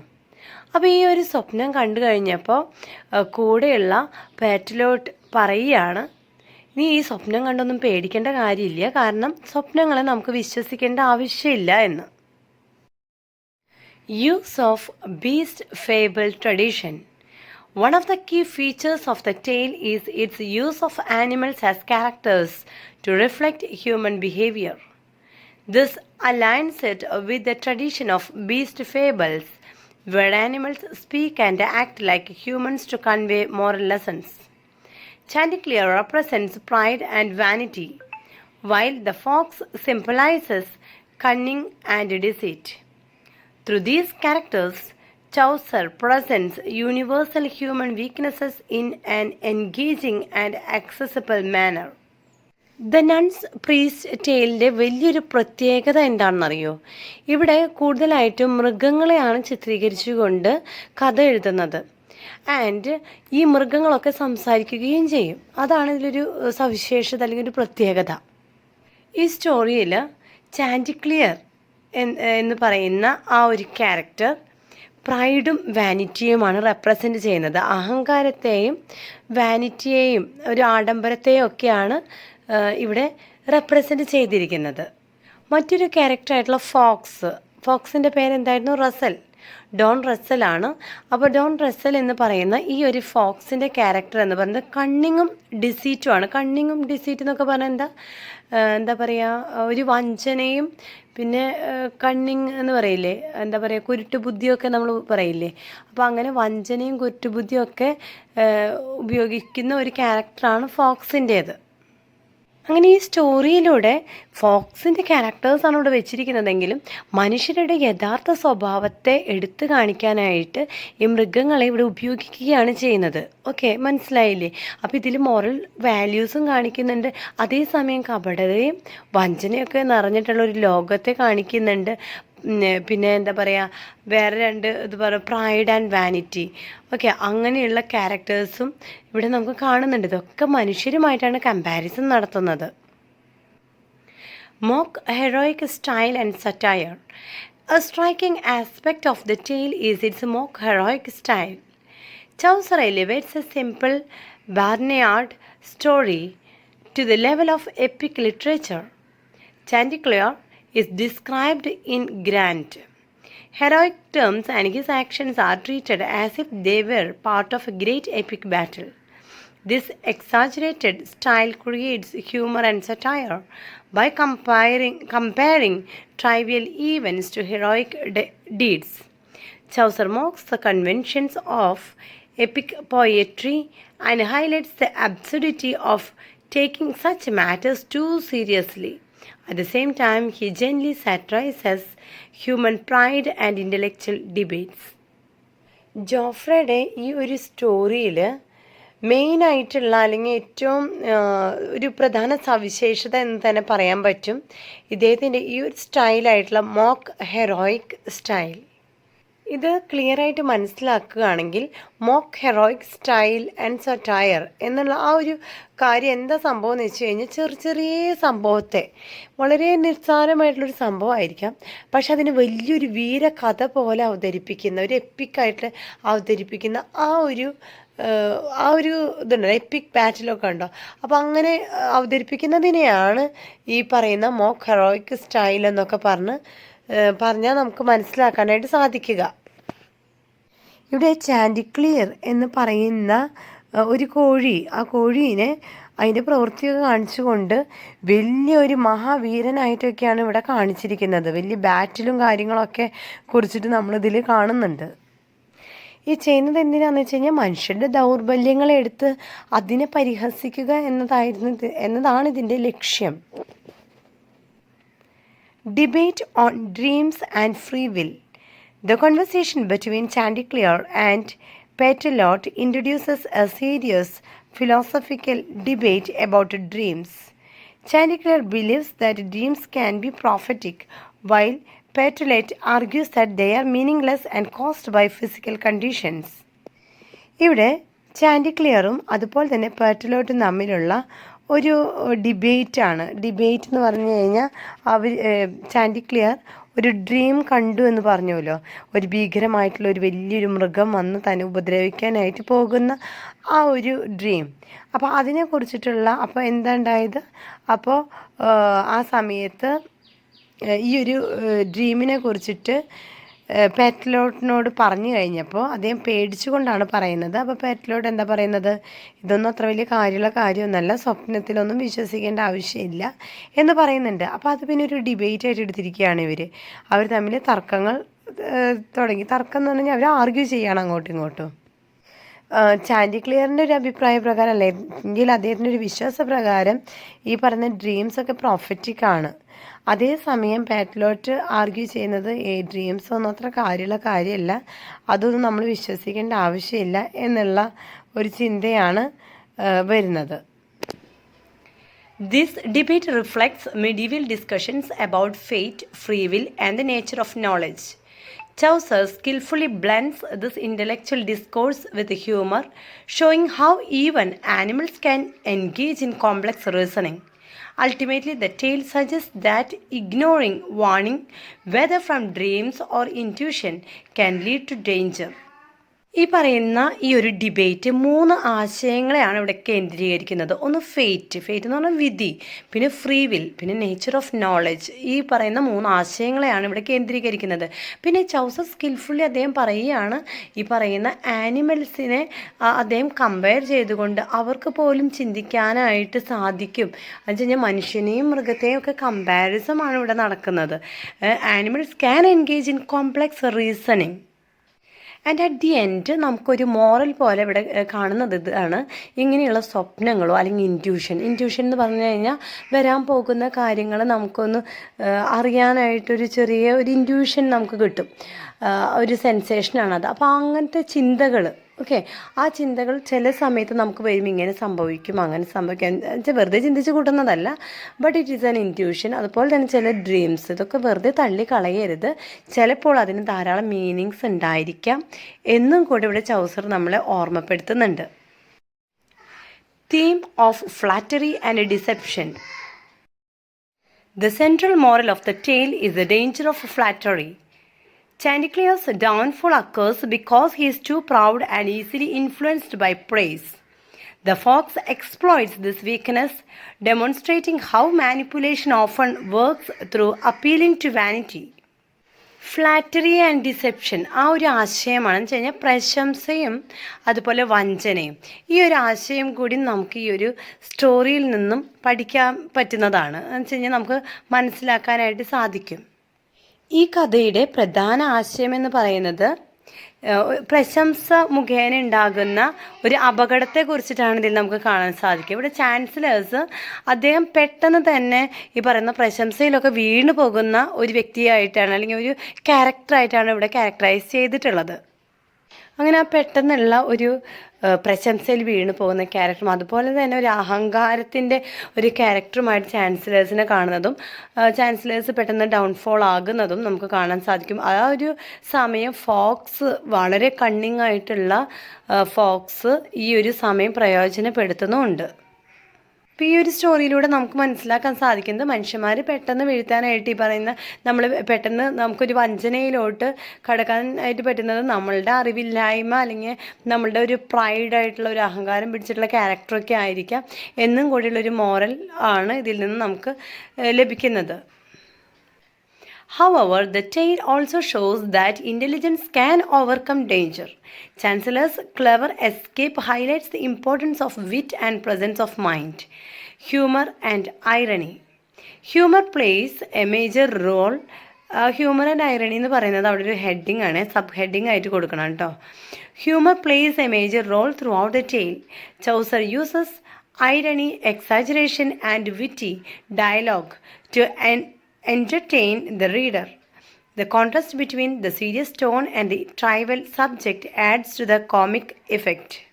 ഇതൊക്കെ പറയുമ്പോഴും കഥയിലൊരു ട്വിസ്റ്റ് ഉണ്ടാവില്ല. അപ്പോൾ ചാൻക്ലിയർ എന്ന് പറയുന്ന ഈ ഒരു ക്യാരക്ടർ വളരെ ക്ലെവറും കൂടിയാണ്. ഓക്കെ, എന്താണെന്ന് വെച്ചാൽ പെട്ടെന്ന് വീണ് പോകും എന്ന് പറയുമ്പോഴും ഇവിടെ പ്രസൻസ് ഓഫ് മൈൻഡ് അത് കാരണം കൊണ്ട് തന്നെ ഒരു എസ്കേപ്പ് ആവാനായിട്ട് സാധിച്ചു. വീണ് പോകുന്നതിൽ നിന്നും ഒരു ക്ലെവർ മൂവ്മെൻറ്റ് ഇവിടെ നടക്കുന്നുണ്ട്. ആ ഒരു പെട്ടെന്ന് തന്നെ ആ ഒരു എന്താ പറയുക വന്ന സിറ്റുവേഷൻ, ആ ഡേഞ്ചർ സിറ്റുവേഷനെ ഓവർകം ചെയ്യാനായിട്ട് ഇവിടെ സാധിച്ചിട്ടുണ്ട് എന്നുള്ളത് എടുത്തു പറയുന്ന ഒരു കാര്യമാണ്.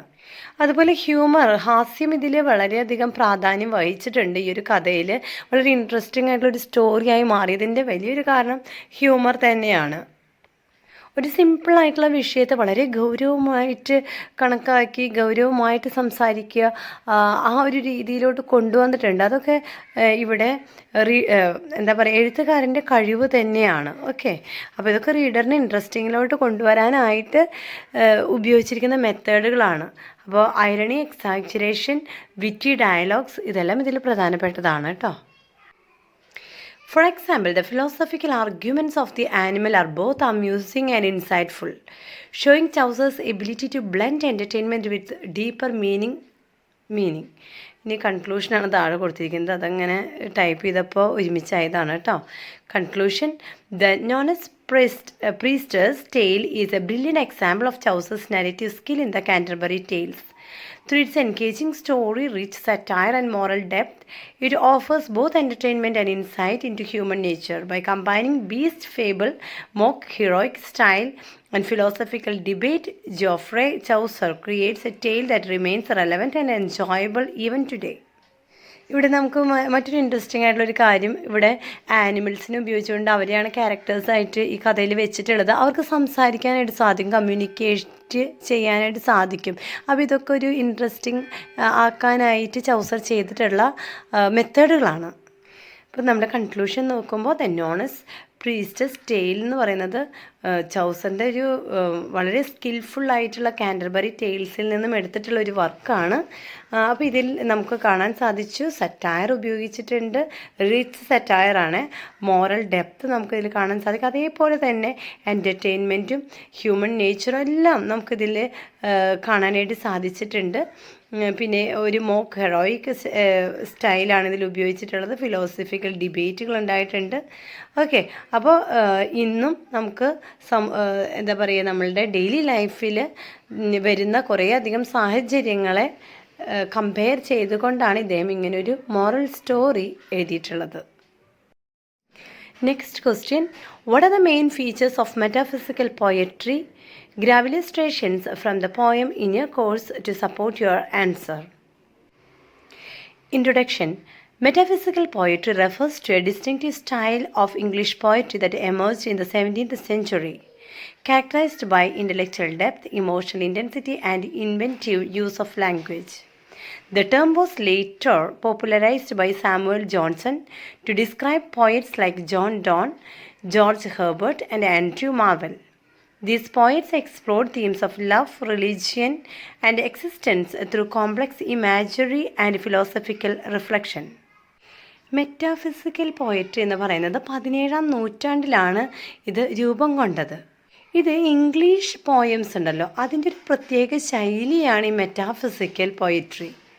ഇതിലെ പ്രധാന സവിശേഷതകളാണ് intellectual depth, emotional intensity and inventive use of language.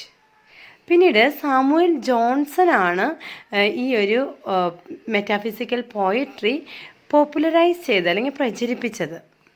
Metaphysical poetry എന്ന് പറയുമ്പോൾ തന്നെ നമ്മുടെ മൈൻഡിൽ വരുന്ന പോയറ്റ്സാണ് John Donne, George Herbert, Andrew Marvell. അപ്പോൾ അവരെയൊക്കെ ഡിസ്ക്രൈബ് ചെയ്യാനായിട്ടാണ് ഈ ഒരു മെറ്റാഫിസിക്കൽ പോയട്രി എന്ന വേർഡ് തന്നെ നമ്മൾ ഉപയോഗിച്ച് തുടങ്ങിയത്.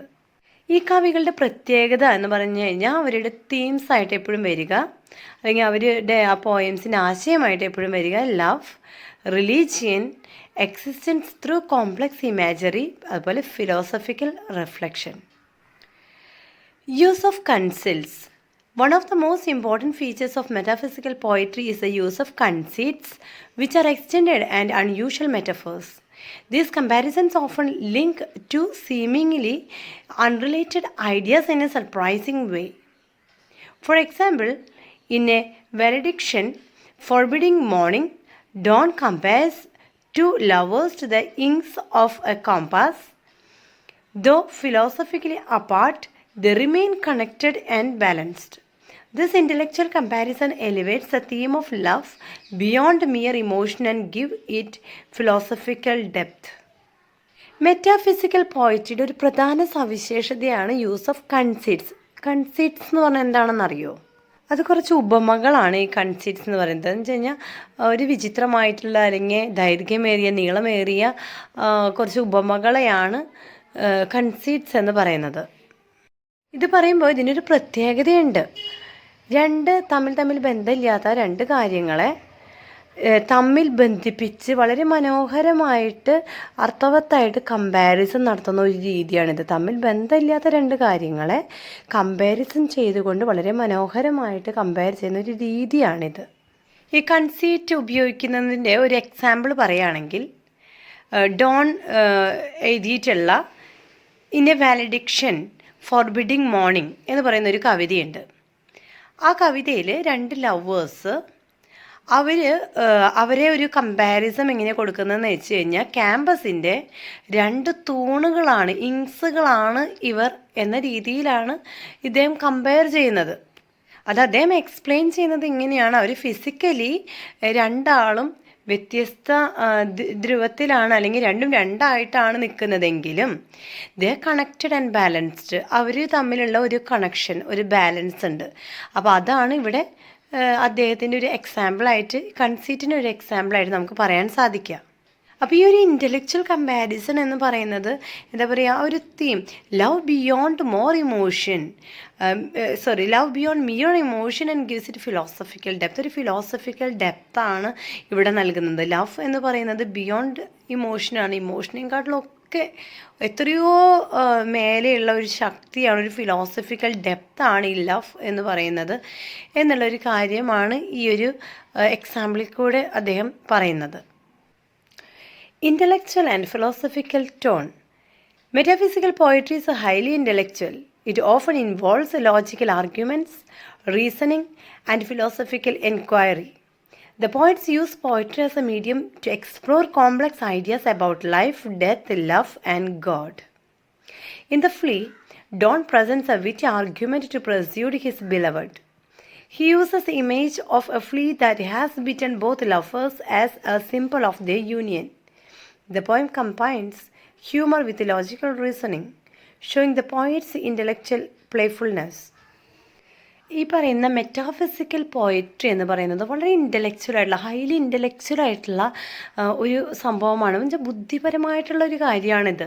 ഇറ്റ് ഓഫൻ ഇൻവോൾവ്സ് ലോജിക്കൽ എന്ന് വെച്ച് കഴിഞ്ഞാൽ എപ്പോഴും നമുക്കതിൽ കൂടുതലായിട്ടും കാണാൻ സാധിക്കുന്നത് ലോജിക്കൽ ആർഗ്യുമെൻറ്റ്സ് ആണ്. അതുപോലെ റീസണിങ്, ഫിലോസഫിക്കൽ എൻക്വയറി, ഇതൊക്കെ നമുക്ക് കാണാൻ സാധിക്കും. മെറ്റാഫിസിക്കൽ പോയിട്രിയിലൂടെ പോയിറ്റ്സ് എന്താ ചെയ്യുന്നത്? അവരൊരു അന്വേഷണം നടത്തുകയാണ്. എന്തിനെ കുറിച്ചിട്ടുള്ള അന്വേഷണമാണ്? ലൈഫ്, ഡെത്ത്, ലവ്, ഗോഡ്, ഇതൊക്കെയാണ് അവരുടെ തീം ആയിട്ട് എപ്പോഴും ഓൾമോസ്റ്റ് എല്ലാ സമയത്തും അവരെടുക്കാറുള്ളത്. ഒരു ഫ്ലീ എന്ന് പറയുന്ന ഡോണിൻ്റെ ഒരു ഇതുപോലെ മെറ്റാഫിസിക്കൽ പോയട്രിയാണ്. അതിൽ അദ്ദേഹം എന്താ ചെയ്യുന്നത്? ഒരു വിറ്റ് ആർഗ്യുമെൻ്റ് അവിടെ നടക്കുന്നുണ്ട്. ആര് തമ്മിലാണ്? അദ്ദേഹത്തിൻ്റെ ഡോണിൻ്റെ ബിലവഡുമായിട്ടുള്ള ഒരു ആർഗ്യുമെൻ്റാണ് ഇവിടെ നടക്കുന്നത്. ഇതിലൊരു കമ്പാരിസൺ അദ്ദേഹം നടത്തുന്നത് ഇങ്ങനെയാണ്. ഒരു ചെള്ളിനെ bitten of a flea that has bitten both lovers a symbol of their unions. അവരുടെ യൂണിയനെ, അവരുടെ ആ ഒരു കൂടിച്ചേരലിനെ അദ്ദേഹം കമ്പയർ ചെയ്യുന്നത് ഇവർ രണ്ടാളെയും കടിച്ച ഒരു ചെള്ളിനെ ഉദാഹരണമാക്കി വെക്കുകയാണ് ചെയ്യുന്നത്. എന്നുവെച്ചാൽ ഇവിടെ ചെള്ള് രണ്ടാളെയും കടിച്ചു എന്നല്ല, പക്ഷെ അങ്ങനെ ഒരു കൺസെപ്റ്റ് അദ്ദേഹം കമ്പാരിസമായിട്ട് ഒരു മെറ്റാഫിസിക്കലായിട്ട് ഇവിടെ കൊണ്ടുവരികയാണ് ചെയ്യുന്നത്. ഇവിടെ പോയറ്റ് വളരെ മനോഹരമായിട്ട് ഹ്യൂമറും ലോജിക്കൽ റീസണിങ്ങും രണ്ടും കൂടി കമ്പൈൻ ചെയ്തുകൊണ്ടാണ് ഈ ഒരു ഇൻ്റലക്ച്വലായിട്ടുള്ള ഇങ്ങനത്തെ ഒരു മെറ്റാഫിസിക്കൽ പോയട്രി അദ്ദേഹം ക്രിയേറ്റ് ചെയ്യുന്നത് തന്നെ. Blend of emotion and thought. Another key feature is the fusion of intense emotion with rational thinking. Unlike earlier romantic poetry, metaphysical poets do not separate feeling from intellect. In The Sun Rising, Dawn expresses his love passionately while also engaging in a clever argument with the sun. The emotional intensity of love is combined with a logical assertion that the lover's world is more important than the external universe. Earlier romantic poetry ഒക്കെ നമ്മളൊന്ന് പഠിക്കുകയാണെങ്കിൽ നമുക്ക് മനസ്സിലാക്കാൻ പറ്റും ഈ ഇൻ്റലക്റ്റും അതുപോലെ ഫീലിങ്സും തമ്മിൽ വലിയൊരു വ്യത്യാസമുണ്ട്. അത് കണക്റ്റഡ് അല്ല. അതേസമയം ഇവിടെ മെറ്റാഫിസിക്കൽ പോയറ്റ്സ് ഈ രണ്ട് വികാരത്തെയും, ഒന്ന് ഇൻ്റലക്ച്വൽ ആയിട്ടുള്ളതും പിന്നെ ഒന്ന് ഇമോഷനായിട്ടുള്ളതും, ഇതിന് രണ്ടിനും ഫീലിങ്ങിനെയും ഇൻ്റലക്റ്റിനെയും ഒരുപോലെ കണക്റ്റ് ചെയ്തുകൊണ്ട് കൊണ്ടുപോകുന്നതാണ് മറ്റൊരു ഇമ്പോർട്ടൻറ്റ് ഫാക്ടർ അല്ലെങ്കിൽ ഒരു സവിശേഷതയായിട്ട് നമുക്ക് മെറ്റാഫിസിക്കൽ പോയറ്റ്സിൽ കാണാനായിട്ട് സാധിക്കുന്നത്. ഇതിൽ നമുക്ക് കുറേയധികം പോയംസുകൾ ഉദാഹരണമായിട്ട് കൊടുക്കുന്നുണ്ട്. ഇവിടെ ദ സൺ റൈസിങ്, അത് ജോൺ ഡോൺ എഴുതിയിട്ടുള്ള ഒരു പോയമാണ്. ഇതിൽ ജോൺ ഡോണിൻ്റെ ഈ ഒരു ദ സൺ റൈസിങ് എന്ന പോയത്തിൽ അദ്ദേഹം സൂര്യനോടുള്ള ഒരു പ്രണയമാണ് ഇവിടെ കാണുന്നത്. ആ സൂര്യനോടുള്ള പ്രണയത്തിൽ ഒരു ആർഗ്യുമെൻ്റ് അവിടെ നടത്തുന്നുണ്ട്. പ്രണയിക്കുന്ന ആൾക്കാരുടെ ലോകം എന്ന് പറയുന്നത് നമ്മളുടെ പുറത്ത് കാണുന്ന പുറം ലോകം ഇതിനേക്കാട്ടിലൊക്കെ വളരെ ഹൈ ആണ്. നമുക്കതൊന്ന് എന്താ പറയുക, ഇദ്ദേഹം പറയുകയാണ്, നമുക്കതൊന്ന് വാക്കുകളാൽ എക്സ്പ്രസ് ചെയ്യാൻ പറ്റില്ല. അതിനേക്കാട്ടിലൊക്കെ ഉപരിയാണ്, പുറം ലോകം കാണുന്നതല്ല, അതിനേക്കാട്ടിലും ഉപരിയാണ് ലവേഴ്സിൻ്റെ ഒരു ലോകം വേറെയാണ് എന്നാണ് ഇദ്ദേഹം ഇതിൽ കൂടെ തെളിയിക്കാനായിട്ട് ശ്രമിക്കുന്നത്. ഇവിടെ രണ്ട് കാര്യങ്ങളാണ് നമുക്ക് കാണാൻ സാധിക്കുക. ഒന്ന് ലോജിക്കൽ അസേർഷൻ, അതുപോലെ തന്നെ എന്താണെന്ന് വെച്ച് കഴിഞ്ഞാൽ ബുദ്ധിപരമായിട്ടുള്ള ഒരു നീക്കവും അതേസമയം ഒരു ഇൻറ്റൻസ് ലവ് ആണ് നമുക്ക് തീംസ് ആയിട്ട് എടുക്കാൻ സാധിക്കുന്നത്. ഇതൊക്കെ എപ്പോൾ പഠിച്ചു തീരുമെന്ന് വെച്ച് ടെൻഷൻ അടിക്കേണ്ട കാര്യമില്ല. നിങ്ങൾ ജസ്റ്റ് ഓരോ ക്വസ്റ്റ്യൻസ് എടുത്തിട്ട് അതാരാണ് എഴുതിയത് അതിൽ ഇമ്പോർട്ടൻസ് ആയില്ല. ഇപ്പോൾ ഈ ഒരു ക്വസ്റ്റ്യനിൽ പറയുകയാണെങ്കിൽ മെയിനായിട്ട് കുറച്ച് പോയംസിൻ്റെ പേരുകൾ പറയുന്നുണ്ട്. അതെന്തിനോടാണ് കമ്പയർ ചെയ്തിട്ടുള്ളത്, അത്രയും കാര്യങ്ങൾ പഠിച്ചാൽ മതിയാവും. അപ്പോൾ നിങ്ങൾക്ക് നിങ്ങളുടേതായ ലാംഗ്വേജിലേക്ക് അത് മാറ്റുക. പിന്നെ ഈ പറയുന്ന കാര്യങ്ങളൊന്നും ഗ്രഹിക്കുക, മനസ്സിലാക്കിയിട്ട് ഞാൻ മലയാളത്തിലാണല്ലോ എക്സ്പ്ലെയിൻ ചെയ്യുന്നത്, അപ്പോൾ നിങ്ങൾക്ക് മനസ്സിലാക്കാം. അപ്പോൾ ആ ഒരു രീതിയിൽ നിങ്ങൾക്ക് കൊണ്ടുവരാൻ സാധിക്കുമെങ്കിൽ വെൽ ആൻഡ് ഗുഡ്. അത് നിങ്ങൾക്ക് കാണാപ്പാഠം പഠിക്കാനുള്ള സമയം കുറവാണ് കേട്ടോ, അതുകൊണ്ടാണ് പറയുന്നത്. ഇനിയും ധാരാളം ക്വസ്റ്റ്യൻസ് നമുക്ക് കവർ ചെയ്യാനുണ്ട്. പേടിപ്പിക്കാൻ പറയുന്നതല്ല, പക്ഷെ ഞാൻ പറയുകയാണ് ഇനിയുണ്ട് ക്വസ്റ്റ്യൻസ്. ഈ വീഡിയോയിലെല്ലാം ഒതുങ്ങില്ല. ഇമ്പോർട്ടൻറ്റ് ക്വസ്റ്റ്യൻസുകൾ ഞാൻ ഇനി 1 by 1 വീഡിയോസായിട്ട് പെട്ടെന്ന് ഇടാൻ ശ്രമിക്കാം. ഓക്കെ, അപ്പോൾ use of colloquial language. Metaphysical poets often use a simple conversational language rather than highly ornamental diction. This gives their poetry a direct and personal tone. For instance, many of Donne's poems begins in an almost conversational manner, addressing a lover, the sun, or even abstract concepts. This informal style makes the poems more engaging and relatable. Metaphysical പോയറ്റ്സിൻ്റെ ഒരു പ്രത്യേകത എന്ന് പറയുന്നത് വളരെ ആലങ്കാരികമായിട്ടുള്ള കുറേ വാക്കുകളൊന്നും കൂട്ടിച്ചേർത്ത് കൊണ്ടല്ല അവരുടെ ഒരു ശൈലി, മറിച്ച് ഒരു കോൺവെർസേഷൻ സ്റ്റൈലാണ് അവർ ഉപയോഗിക്കുന്നത്. അതെന്തിനാണെന്ന് വെച്ച് കഴിഞ്ഞാൽ വായിക്കുന്ന ഓരോ റീഡേഴ്സിനും നമുക്ക് നമ്മളോട് ഡയറക്റ്റായിട്ട് സംസാരിക്കുന്ന പോലെ ഒരു പേഴ്സണൽ കണക്ഷൻ നമുക്ക് ലഭിക്കാൻ വേണ്ടിയിട്ടാണ് ഇങ്ങനെ മെറ്റാഫിസിക്കൽ പോയറ്റ്സ് യൂസ് ചെയ്തിരിക്കുന്നത്. ഇവിടെ ജോൺ ഡോണിനെ നമ്മൾ എടുത്തു പറയുകയാണെങ്കിൽ അദ്ദേഹത്തിൻ്റെ ഓൾമോസ്റ്റ് എല്ലാ കവിതകളിലും ഒരു ലവർ അല്ലെങ്കിൽ ഒരു സൺ അല്ലെങ്കിൽ എന്തെങ്കിലും ഒരു കൺസെപ്റ്റ് ആയിരിക്കും ഉണ്ടായിരിക്കുക. അപ്പോൾ ഇതിനൊക്കെ വെച്ചുകൊണ്ട് അദ്ദേഹം ഒരു കോൺവെർസേഷണൽ മാനറിലായിരിക്കും സംസാരിക്കുന്നത്. അപ്പോൾ ഇങ്ങനെ ഫോമൽ അല്ലാതെ ഇൻഫോർമലായിട്ടുള്ള ഈ ഒരു സ്റ്റൈൽ യൂസ് ചെയ്യുമ്പോൾ റീഡേഴ്സിനും കൂടുതലായിട്ടൊരു കണക്ഷൻ കിട്ടാനായിട്ടാണ്. നമുക്ക് പേഴ്സണലായിട്ട് നമ്മളോടാണ് സംസാരിക്കുന്നത്, അല്ലെങ്കിൽ വായിക്കുമ്പോൾ ഭയങ്കര ഇൻട്രസ്റ്റ് ആയിരിക്കും. അതിനു വേണ്ടിയാണ് ഇങ്ങനെ ചെയ്യുന്നത്. Exploration of love and religion. Metaphysical poetry frequently deals with the themes of love and religion, often blending the two. Love is treated not just as a physical or emotional experience, but as a spiritual and intellectual connection. In The Caller, Herbert explores the struggle between personal desire and religious devotion. The poem reflects inner conflict and eventual submission to God, illustrating the spiritual dimension of metaphysical poetry. ഇവിടെ മറ്റൊരാശയം നമുക്ക് നോക്കാം. Metaphysical ഉപയോഗിക്കുന്ന മറ്റൊരു കാര്യമാണ് love and religion. ഇവ തമ്മിലുള്ള ഒരു connection പലപ്പോഴും പോയറ്റ്സ് ഉപയോഗിക്കാറുണ്ട്. ലവ് എന്നത് വെറുതെ ഒരു ഫിസിക്കലായിട്ടുള്ള ഒരു ഇമോഷണൽ ആയിട്ടുള്ള എക്സ്പീരിയൻസ് ആയിട്ടല്ല മെറ്റാഫിസിക്കൽ പോയറ്റ്സ് കണക്കാക്കുന്നത്, ബട്ട് അതൊരു സ്പിരിച്വൽ ആയിട്ടുള്ള ഒരു ഇൻ്റലക്ച്വൽ ആയിട്ടുള്ള ഒരു കണക്ഷനാണ് എന്നുള്ള ഒരു അർത്ഥം കൂടി മെറ്റാഫിസിക്കൽ പോയറ്റ്സ് കൊടുക്കുന്നുണ്ട്. ദ കോളർ എന്ന ഒരു കവിതയിൽ ഹെർബർട്ട് എന്താ ചെയ്യുന്നതെന്ന് വെച്ച് കഴിഞ്ഞാൽ ഹെർബർട്ട് എക്സ്പ്ലോർ ചെയ്യുന്നത് അദ്ദേഹത്തിൻ്റെ ഒരു പേഴ്സണൽ ലൈഫാണ് അദ്ദേഹം അതിൽ കാണിക്കുന്നത്. അദ്ദേഹത്തിന് പേഴ്സണലായിട്ടുള്ള ആഗ്രഹങ്ങൾ, സ്നേഹത്തിനോടുള്ള ഒരു മനോഭാവമാണ് അദ്ദേഹം പറയുന്നത്. പേഴ്സണലായിട്ടുള്ള ധാരാളം ആഗ്രഹങ്ങൾ. പക്ഷേ അവിടെ അദ്ദേഹം റിലീജിയസ് ഡിവോഷൻ കൂടി കാണിക്കുകയാണ്. അദ്ദേഹം ഒരു റിലീജിയസ് സമർപ്പണം, ആത്മീയമായിട്ടൊരു സമർപ്പണവും കൂടിയും അദ്ദേഹം അവിടെ കൈവരിക്കാനായിട്ട് ശ്രമിക്കുന്നുണ്ട്. ഈ ഒരു കവിതയിൽ തന്നെ അദ്ദേഹം ഫിസിക്കലായിട്ടുള്ള ധാരാളം ഇന്നർ കോൺഫ്ലിക്ട്സുകൾ എന്ന് വെച്ച് കഴിഞ്ഞാൽ തനിക്ക് ആ ഫിസിക്കൽ ലൈഫിൽ വരുന്ന കുറേ അധികം ടെംപ്റ്റേഷൻസ്, അദ്ദേഹം അതുമായിട്ട് പൊരുത്തപ്പെടാൻ പറ്റാത്ത ഒരു ഇന്നർ കോൺഫ്ലിക്ട്സുകൾ അദ്ദേഹം അനുഭവിക്കുന്നുണ്ട്. അതേസമയം ദൈവത്തിന് അവസാനം കീഴടങ്ങിക്കൊണ്ട് അദ്ദേഹത്തിൻ്റെ ജീവിതം തന്നെ സമർപ്പണത്തിലോട്ട് മാറ്റുന്ന ഒരു പ്രവണതയും കാണാം. Use of paradox and irony. Paradox is another defining feature. Metaphysical poets often present contradictory ideas that reveal deeper truths. In Death, Be Not Proud, Donne argues that death which appears powerful is actually weak and insignificant. This paradox challenges conventional beliefs and emphasizes the triumph of the soul over death. നേരത്തെ കണ്ട ഒരു പോയിന്റിന് സാമ്യമുള്ളതാണിതും. എന്ന് വെച്ച് കഴിഞ്ഞാൽ ഒട്ടും യോജിക്കാത്ത പരസ്പര വിരുദ്ധമായിട്ടുള്ള രണ്ട് കാര്യങ്ങളെ ഇങ്ങനെ ഐറണി ഉപയോഗിച്ചുകൊണ്ട് കണക്റ്റ് ചെയ്യുന്ന ഒരു പ്രക്രിയയാണിത്. ഒരു മെറ്റാഫിസിക്കൽ ഉപയോഗിക്കുന്ന ഒരു മെത്തേഡാണിത്. ഇങ്ങനെ പരസ്പര വിരുദ്ധമായ രണ്ട് കാര്യങ്ങൾ ഐറണി ഉപയോഗിച്ചുകൊണ്ട് കണക്റ്റ് ചെയ്യുമ്പോൾ ആഴത്തിലുള്ള കുറേയധികം സത്യങ്ങൾ ഇവർക്ക് കവിതയിലൂടെ വെളിപ്പെടുത്താൻ സാധിക്കുന്നുണ്ട്. ഇതിൽ ഒരു ഉദാഹരണമായിട്ട് പറയാൻ പറ്റുന്നത് ഡോണിൻ്റെ മറ്റൊരു കവിതയാണ് ഡെത്ത് ബി നോട്ട് പ്രൗഡ്.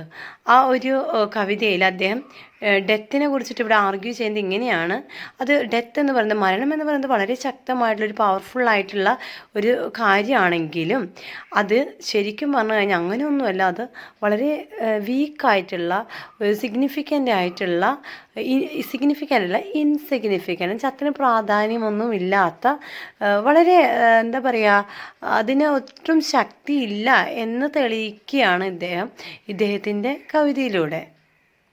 ഈ ഒരു ഡെത്ത് ബി നോട്ട് പ്രൗഡ് എന്നതിൻ്റെ ഒരു ആശയം എന്ന് പറയുന്നത് മറ്റുള്ള വിശ്വാസങ്ങളെ അല്ലെങ്കിൽ മതവിശ്വാസങ്ങളെ ഇദ്ദേഹം ചോദ്യം ചെയ്യുകയും, അതാണ് ഇവിടെ ഒരു ആർഗ്യുമെൻ്റ് ആയിട്ട് വരുന്നത്. എന്നിട്ട് അദ്ദേഹം എന്താ ചെയ്യുന്നത്, ജസ്റ്റ് ആർഗ്യൂ ചെയ്യുകയല്ല, അത് അദ്ദേഹം തെളിയിക്കുന്നത് ഇങ്ങനെയാണ്: മരണത്തിനേക്കാളും ഉപരിയായിട്ട് ആത്മാവിനാണ് ഇവിടെ പവർ ഉള്ളത്. സോ ആത്മാവ് മരണത്തിനെ മേലെ വിജയിക്കും എന്ന ഒരു കൺസെപ്റ്റാണ് ഇവിടെ നമുക്ക് കാണാനായിട്ട് സാധിക്കുന്നത്. Dramatic and personal voice. Metaphysical poems often have a dramatic quality, as if the poet is speaking directly to someone. This creates a sense of immediacy and intimacy. For example, in To His Coy Mistress, the speaker directly addresses his beloved, presenting a persuasive argument about love and the passage of time. The dramatic monologue style makes the poem lively and engaging. Metaphysical പോയംസിൻ്റെ മറ്റൊരു സവിശേഷതയാണ് dramatic and personal voice. ഇവിടെ ഒരു കവിത എഴുതുന്നത് പോലെ അല്ല, മറിച്ച് ഒരു കോൺവെർസേഷൻ സ്റ്റൈലാണ് ഇവിടെ ഉപയോഗിക്കുന്നത്. എന്ന് വെച്ച് കഴിഞ്ഞാൽ നേരിട്ട് നമുക്കൊരു ഇൻറ്റിമസി, ഒരു എന്താ പറയുക, ഒരു അടുപ്പം തോന്നിക്കാൻ വേണ്ടിയിട്ടാണ് ഈ ഒരു പാറ്റേൺ യൂസ് ചെയ്യുന്നത്. അതിനൊരു ബെസ്റ്റ് എക്സാമ്പിളായിട്ട് പറയാം, ടു ഹിസ് കോയ് മിസ്ട്രസ് എന്ന് പറയുന്ന ഒരു പോയത്തിൽ ഇവിടെ സ്പീക്കർ ഡയറക്റ്റ്ലി അദ്ദേഹത്തിൻ്റെ ബിലവഡിനോട് സംസാരിക്കുന്നതായിട്ട് നമുക്ക് കാണാം. ആൻഡ്രൂ മാർവെല്ലാണ് ടു ഹിസ് കോയ് മിസ്ട്രസ് എഴുതിയിട്ടുള്ളത്. അദ്ദേഹത്തിൻ്റെ പോയത്തിൽ കൂടെ പറയുന്നത് ജീവിതം വളരെ ചെറുതാണ്, വളരെ ലളിതമാണ്, അതുകൊണ്ട് തന്നെ മാക്സിമം നമ്മൾ ജീവിതം ആസ്വദിക്കണം എന്നുള്ളൊരു കൺസെപ്റ്റാണ് നമുക്കവിടെ കാണാൻ സാധിക്കുന്നത്. ജീവിതം ആസ്വദിക്കണം, പ്രണയം ആസ്വദിക്കണം എന്നൊരു കൺസെപ്റ്റാണ് കേട്ടോ അദ്ദേഹം ഇതിൽ ഊന്നി പറയുന്നത്. അപ്പോൾ ഡയറക്റ്റായിട്ടുള്ളൊരു സ്പീച്ച്, ഒരു മോണോലോഗായിട്ട് ഒരു സ്റ്റൈലാണ് ഇവിടെ ഉപയോഗിക്കുന്നത്. എന്ന് വെച്ച് കഴിഞ്ഞാൽ ഇതന്നെ നേരത്തെ പറഞ്ഞ കൂട്ട് തന്നെ കവി നേരിട്ട് റീഡേഴ്സിനോട് പറയുന്ന രീതിയിലായിരിക്കും നമുക്കത് വായിക്കുമ്പോൾ ഫീൽ ചെയ്യുന്നത്. Conclusion. Metaphysical poetry stands out for its intellectual rigor, imaginative metaphors and emotional depth. Through the use of conceits, paradox and dramatic voice, poets like John Donne and Andrew Marvell transformed poetry into a medium of deep thought and feeling. Their works continue to captivate readers by blending logic with passion and exploring the complexities of human experience. Metaphysical പോയട്രിയുടെ പ്രത്യേകതകൾ നമ്മൾ കണ്ടായിരുന്നു. Intellectual rigour, imaginative metaphors and emotional depth നമുക്ക് ഈ പറയുന്ന metaphysical പോയട്രിയിൽ കാണാൻ സാധിക്കും. അവർ ഉപയോഗിച്ചിരിക്കുന്ന കൺസീറ്റ്സ്, പാരഡോക്സ്, ഡ്രാമാറ്റിക് വോയിസ്, അതൊക്കെ ഉപയോഗിച്ച് എസ്പെഷ്യലി നമുക്ക് എടുത്തു പറയേണ്ട രണ്ട് പോയറ്റ്സാണ് John Donne and Andrew Marvell. അവർ ഈ പോയത്തിനെ ഒരു ഡീപ്പ് മീനിങ് അവർ നൽകുന്നുണ്ട്. അത് ഒരു നമുക്ക് ആ പോയം എന്ന് പറയുന്നത് ജസ്റ്റ് കോൺവെർസേഷൻ സ്റ്റൈലിലാക്കുകയും അതുപോലെ തന്നെ നമുക്കത് ഫീലിങ്ങിനാണ് ഇവിടെ കൂടുതൽ ഇമ്പോർട്ടൻസും നൽകുന്നത്. അപ്പോൾ ഇവിടെ എന്താ സംഭവിക്കുന്നതെന്ന് വെച്ച് കഴിഞ്ഞാൽ ഇവരുടെ ഈ ഒരു വർക്ക്സുകൾ മുഖേന അവരും എന്ന് വെച്ച് കഴിഞ്ഞാൽ കവിയും റൈറ്റ് ചെയ്യുന്ന ഈ പോയറ്റ്സും റീഡേഴ്സും തമ്മിലൊരു മാജിക്കൽ ഒരു ബോണ്ട് ഇവിടെ ഉണ്ടാവുകയാണ് ചെയ്യുന്നത്. ഓക്കെ, പിന്നെ കൂടുതലായിട്ടും ഹ്യൂമൻ എക്സ്പീരിയൻസസിൻ്റെ തോട്ട്സ് മനസ്സിലാക്കിക്കൊണ്ടാണ് ഈ പറയുന്ന പോയം എഴുതുന്നത്. ക്ലിയർ?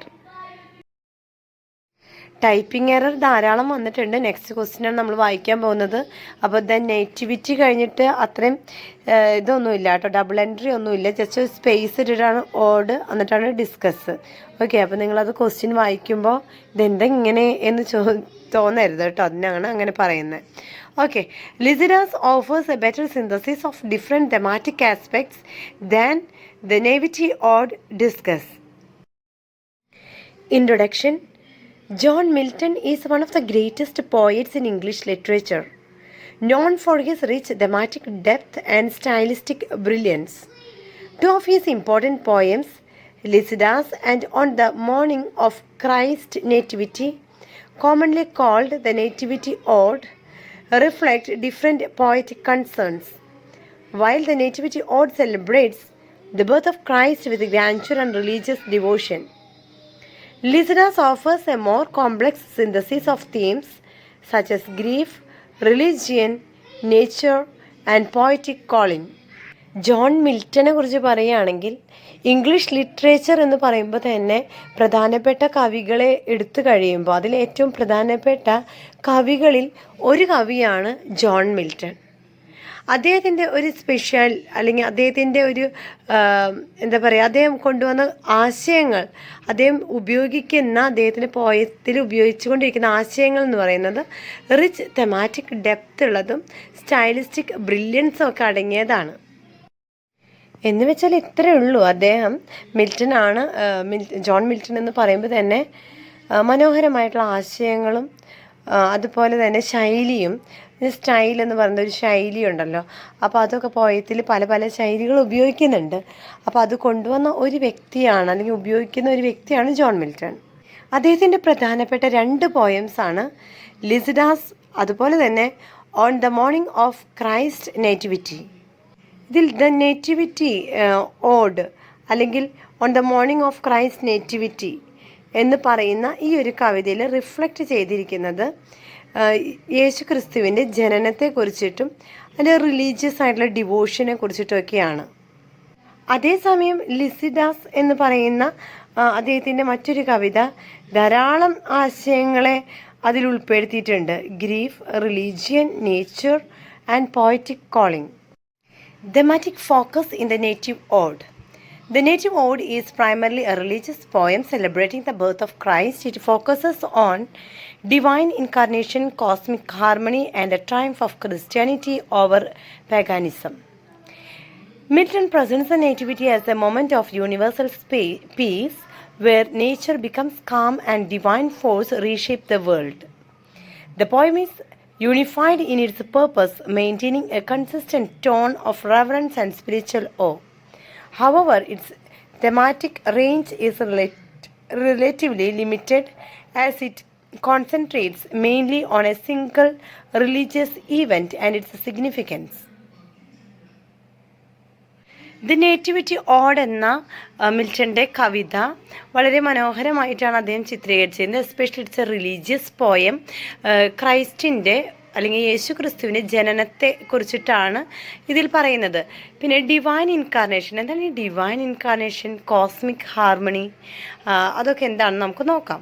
ഡിവൈൻ ഇൻകാർണേഷൻ എന്ന് പറഞ്ഞു കഴിഞ്ഞാൽ ദൈവം മനുഷ്യൻ്റെ രൂപത്തിൽ ഭൂമിയിലോട്ട് വന്നു എന്ന ക്രിസ്തീയ വിശ്വാസമാണത്. കോസ്മിക് ഹാർമണി എന്ന് പറഞ്ഞാൽ യേശുക്രിസ്തു ജനിച്ചതിന് ശേഷമാണ് പ്രകൃതിയിൽ വലിയൊരു സമാധാനം നിറഞ്ഞ ഒരു അന്തരീക്ഷം ഉണ്ടായത് എന്ന് വിശ്വസിക്കുന്നുണ്ട്. അതുപോലെ ക്രിസ്ത്യാനിറ്റി ഓവർ പേഗണിസം എന്ന് പറയുമ്പോൾ അവിടെ അന്നത്തെ കാലത്ത് യേശുക്രിസ്തു ജനിച്ചിരുന്ന ആ സമയത്ത് വളരെയധികം എന്താ പറയുക, കുറേയധികം മതാചാരങ്ങൾ ഉണ്ടായിരുന്നു, കുറേയധികം അന്ധവിശ്വാസങ്ങളുണ്ടായിരുന്നു. അപ്പോൾ ഈ വിശ്വാസങ്ങളൊക്കെ തകർത്തുകൊണ്ട് ക്രിസ്ത്യൻ ആ ഒരു മതം അതിന് മുകളിൽ വിന്നോവർ ചെയ്യുകയാണ് ചെയ്യുന്നത്. എന്ന് വെച്ചാൽ അവർക്കൊരു ആധിപത്യം ഉണ്ടാവുകയാണ് ചെയ്യുന്നത്. അപ്പോൾ ഈ പറഞ്ഞ വിശ്വാസങ്ങളൊക്കെ അവിടെ നിന്ന് വെച്ച് കഴിഞ്ഞാൽ അതൊക്കെ ഇല്ലായ്മ ചെയ്തുകൊണ്ടാണ് ക്രിസ്ത്യൻ മതം ഉയർന്നു വന്നത്. ഓക്കെ, അപ്പോൾ ഈ 3 കാര്യങ്ങളെയാണ് ശരിക്കും പറഞ്ഞാൽ ദ നേറ്റിവിറ്റി ഓഡ് എന്ന് പറയുന്ന ഈ ഒരു പോയം ഫോക്കസ് ചെയ്യുന്നത്. എന്നാൽ മറ്റൊരു കാര്യം പറയാനുള്ളത് ഈ thematic focus in the nativity ode. Okay, in the nativity ode എന്ന് പറയുന്ന ഈ ഒരു പോയിട്രിയിൽ മറ്റൊരു കാര്യം പറയാനുള്ളത്, ഇതൊരു ക്രിസ്ത്യൻ മതത്തെക്കുറിച്ച് മാത്രം ഫോക്കസ് ചെയ്തുകൊണ്ട് ഉള്ള ഒരു പോയം ആണ് എന്നുള്ള ഒരു വാദം കൂടി വരുന്നുണ്ട്. ഓക്കെ, അപ്പോൾ ഇതിൽ മറ്റൊരു കാര്യം പറയാനുള്ളത്, എന്താ പറയുക, ഈ ഒരു ക്രിസ്ത്യൻ അല്ലെങ്കിൽ യേശു ക്രിസ്തു ജനിച്ചതിന് ശേഷം പ്രകൃതി പോലും ശാന്തമാവുക എന്ന് പറഞ്ഞു കഴിഞ്ഞാൽ ആത്മീയമായ ഒരു ജീവിതത്തെക്കുറിച്ചിട്ടും നമുക്കിതിൽ കാണാൻ സാധിക്കും. Thematic complexity in Lycidas. In contrast, Lycidas is a pastoral elegy written in memory of Milton's friend Edward King. While it begins as a lament for a lost friend, it gradually expands into multiple thematic layers. The poem blends personal grief and broader reflections on death, fame, religion, and the role of the poet. It also includes criticism of corrupt clergy and questions about the justice of divine providence. This variety of concerns makes Lycidas far richer in thematic scope. ലിസിഡാസ് എന്ന് പറയുന്ന ഈ ഒരു poem pastoral എലജിയാണ്. Pastoral elegy എന്ന് പറഞ്ഞാൽ ഒരു ശോകഗാനമാണ്. ഇത് അദ്ദേഹത്തിൻ്റെ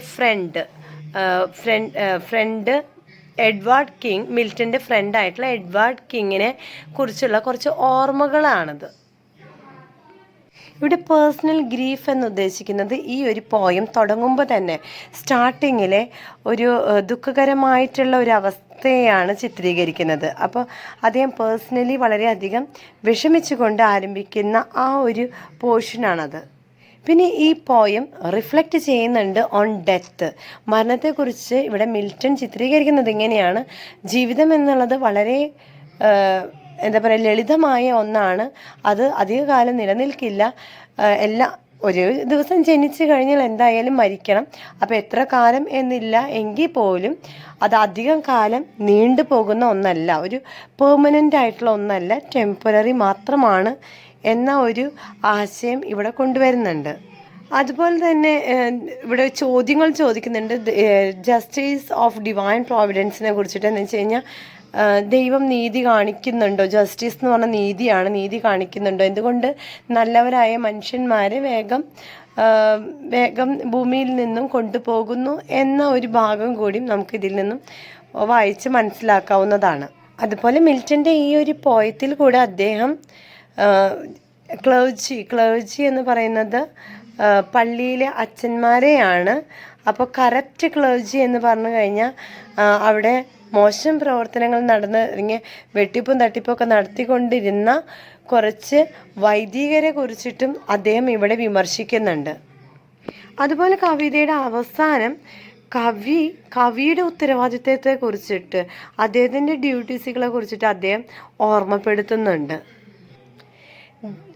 Synthesis of personal and universal themes. One of the major strengths of Lycidas is its ability to combine personal emotion with universal ideas. Milton's sorrow for his friend is not merely private, it becomes a reflection on the human condition and mortality. The poem moves from mourning to consolation, suggesting the immortality of the soul and the hope of salvation. This blending of personal grief with a spiritual assurance demonstrates a powerful synthesis of themes that is largely absent in the Nativity Ode. മിൽട്ടൻ്റെ ലിസിഡാസ് എന്ന പോയത്തിലെ ഏറ്റവും പ്രധാനപ്പെട്ട ഒരു ആശയം എന്ന് പറയുന്നത് personal ഇമോഷനും അതുപോലെ universal ഐഡിയാസും കൂടി കലർന്നതാണ്.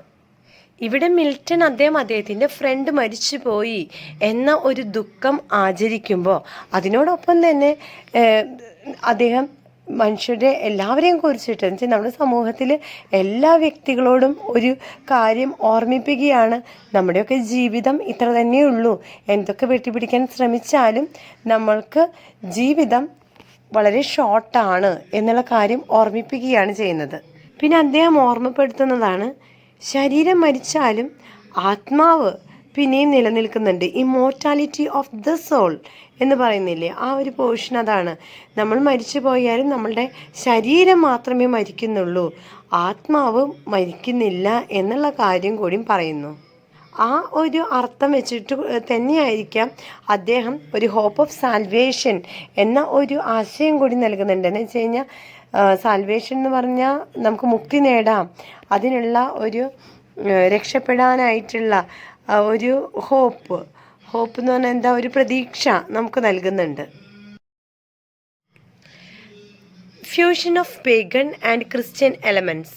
ലിസിഡാസ് skillfully combines classical, pagan and Christian elements.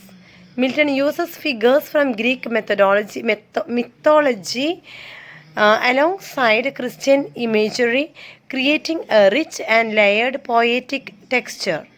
This fusion allows the poem to move across different cultural and literary traditions, enhancing its thematic complexity. In contrast, the Nativity Ode primarily focuses on Christian themes with less integration of divine elements. ഇവിടെ പേഗൺ എന്ന് വെച്ച് കഴിഞ്ഞാൽ Greek അല്ലെങ്കിൽ റോമൻകാരുടെ അല്ലെങ്കിൽ Roman പുരാണം എന്നൊക്കെ നമുക്ക് പറയാം. അപ്പോൾ ആ ഒരു വിശ്വാസമാണ് പേഗൺ. അതിൽ ധാരാളം വിശ്വാസം എന്ന് പറഞ്ഞാൽ ധാരാളം മത ആചാരങ്ങളും നിയമാവലികളും ഉണ്ടായിരുന്നു. അതും ഈ ക്രിസ്ത്യൻ എലമെൻസും തമ്മിലുള്ള ഒരു സംയോജിക്കൽ അല്ലെങ്കിൽ അതൊന്ന് കൂട്ടിച്ചേർത്തുകൊണ്ടാണ് ഇവിടെ ഇപ്പോൾ നമ്മൾ പഠിക്കാൻ പോകുന്നത്. ഒരു നല്ലൊരു ഇഫക്റ്റ് കിട്ടാനായിട്ട് റീഡേഴ്സിന് മനസ്സിലാക്കാനൊക്കെ ആയിട്ട് അദ്ദേഹം മിൽട്ടൺ ഗ്രീക്ക് പുരാണത്തിലെ കുറച്ച് പ്രതീകങ്ങളും അതുപോലെ വേർഡ്സുകളൊക്കെ ഇവിടെ എന്താ പറയുക ദേവന്മാരെയൊക്കെ ഇതിൽ ഉപയോഗിക്കുന്നുണ്ട്. അത് മുഖേന ഒരു ക്ലാസിക്കൽ ബ്യൂട്ടി നൽകാൻ വേണ്ടിയിട്ടാണ് ഇങ്ങനെ മിൽട്ടൺ ചെയ്യുന്നത്. അതേസമയം ഇവിടെ ക്രിസ്ത്യൻ ഇമേജറികളെയും കൊണ്ടുവരുന്നുണ്ട്. ക്രിസ്ത്യൻ ഇമേജറി ആയിട്ടുള്ള സോൾ, അതുപോലെ രക്ഷ, സ്വർഗം, ഈ ആശയങ്ങളൊക്കെ നമ്മളുടെ ഈ ഒരു പോയത്തിൽ കൊണ്ടുവരുന്നുണ്ട്, നേറ്റിവിറ്റി ഓഡ് എന്ന പോയത്തിൽ. അപ്പോൾ അത് മുഖേന ഒരു ഡീപ്പായിട്ടുള്ള ഒരു ഡെപ്ത്ത്, സ്പിരിച്വൽ ഡെപ്ത്ത് അനുഭവിക്കാൻ വേണ്ടിയാണ്. Reflection on poetic vocation. Another significant aspect of Lycidas is its exploration of the role of the poet. Milton reflects on the purpose of poetry and the challenges faced by poets. He questions whether poetic efforts is worthwhile in a world where virtue is not always rewarded. This self-reflective elements adds another dimension to the poem, making it not just an elegy but also a mediation on artistic identity. The Nativity Ode does not engage with such concerns as its focus remains devotional, structural and emotional range.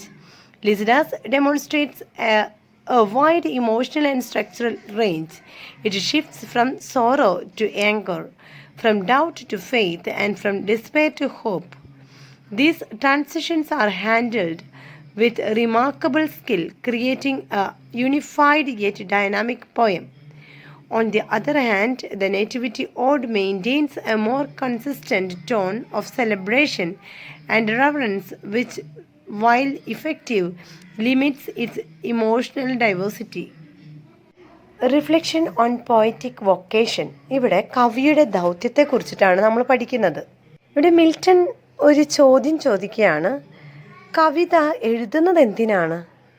ഈ നല്ലവരായിട്ടുള്ള വ്യക്തികൾക്ക് അത്രയും ഇമ്പോർട്ടൻസോ അല്ലെങ്കിൽ അവർക്ക് വേണ്ട അല്ലെങ്കിൽ അവരുടെ ആവശ്യങ്ങൾ പലപ്പോഴും നിറവേറാതെ വരുന്ന ഒരു സാഹചര്യത്തിൽ കവിത എഴുതുന്നതിൻ്റെ പ്രസക്തിയെക്കുറിച്ച് അദ്ദേഹം ചോദ്യം ചെയ്യുന്നുണ്ട്.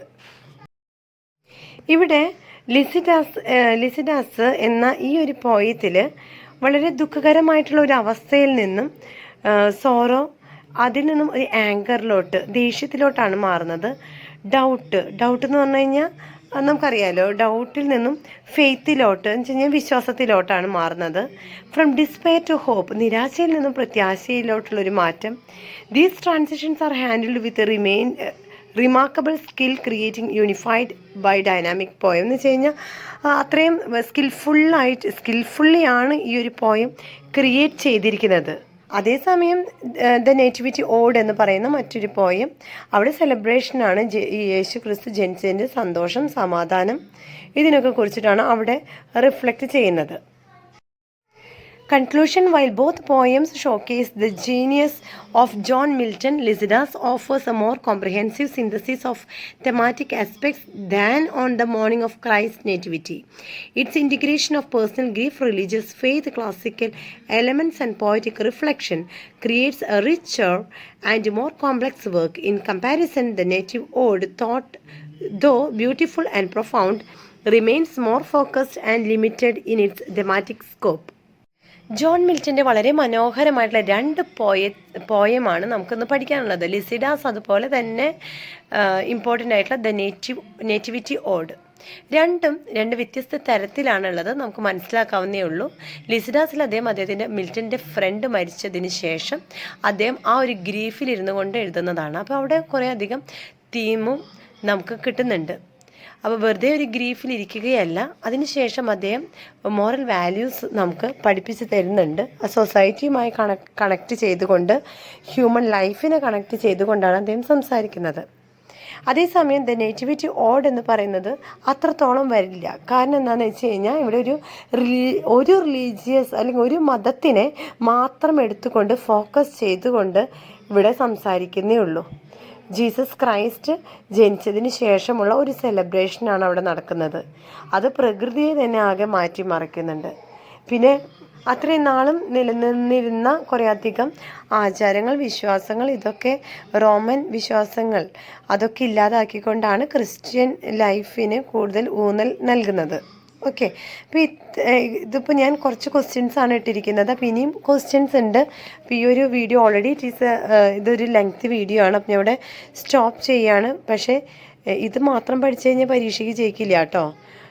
അപ്പോൾ ഇനിയും കുറച്ച് ക്വസ്റ്റ്യൻ പേപ്പേഴ്സ് നമുക്ക് കവർ ചെയ്യാനുണ്ട്. ഈ ഒരു ക്വസ്റ്റ്യൻ പേപ്പറിൽ തന്നെ ഇനിയൊരു 3 ചോദ്യങ്ങളും കൂടി ഉണ്ട്. ഓക്കെ, അപ്പോൾ ഞാൻ പെട്ടെന്ന് തന്നെ അത് അപ്ലോഡ് ചെയ്യാനായിട്ട് ശ്രമിക്കാം. ഇതൊന്നും കാണാണ്ട് പഠിക്കേണ്ട കേട്ടോ, ഒക്കെ പോയിൻറ്റ്സ് എഴുതി വയ്ക്കുക. എസ്പെഷ്യലി ആരാണ് പോയറ്റ്സ്, അവരുടെ വർക്കുകൾ, ഇതൊക്കെയാണ് ഇതിൽ പ്രധാനപ്പെട്ടത്. ഓക്കെ, അല്ലാണ്ട് സെൻറ്റൻസസൊക്കെ നിങ്ങൾക്ക് സ്വന്തമായിട്ട് എഴുതാവുന്നതേ ഉള്ളൂ. Okay, understand. അപ്പോൾ വീഡിയോ യൂസ്ഫുൾ ആയി എന്നാണ് ഞാൻ പ്രതീക്ഷിക്കുന്നത്. യൂസ്ഫുൾ ആയെന്ന് വെച്ച് കഴിഞ്ഞാൽ ദയവ് ചെയ്ത് സബ്സ്ക്രൈബ് ചെയ്യണേ. നിങ്ങൾ സബ്സ്ക്രൈബ് ചെയ്താൽ മാത്രമാണ് കേട്ടോ എനിക്കൊരു സപ്പോർട്ട് ഉണ്ടാവുകയുള്ളൂ. Okay, so thank you for watching the video. Will meet you with the next video. Bye then, take care and good by.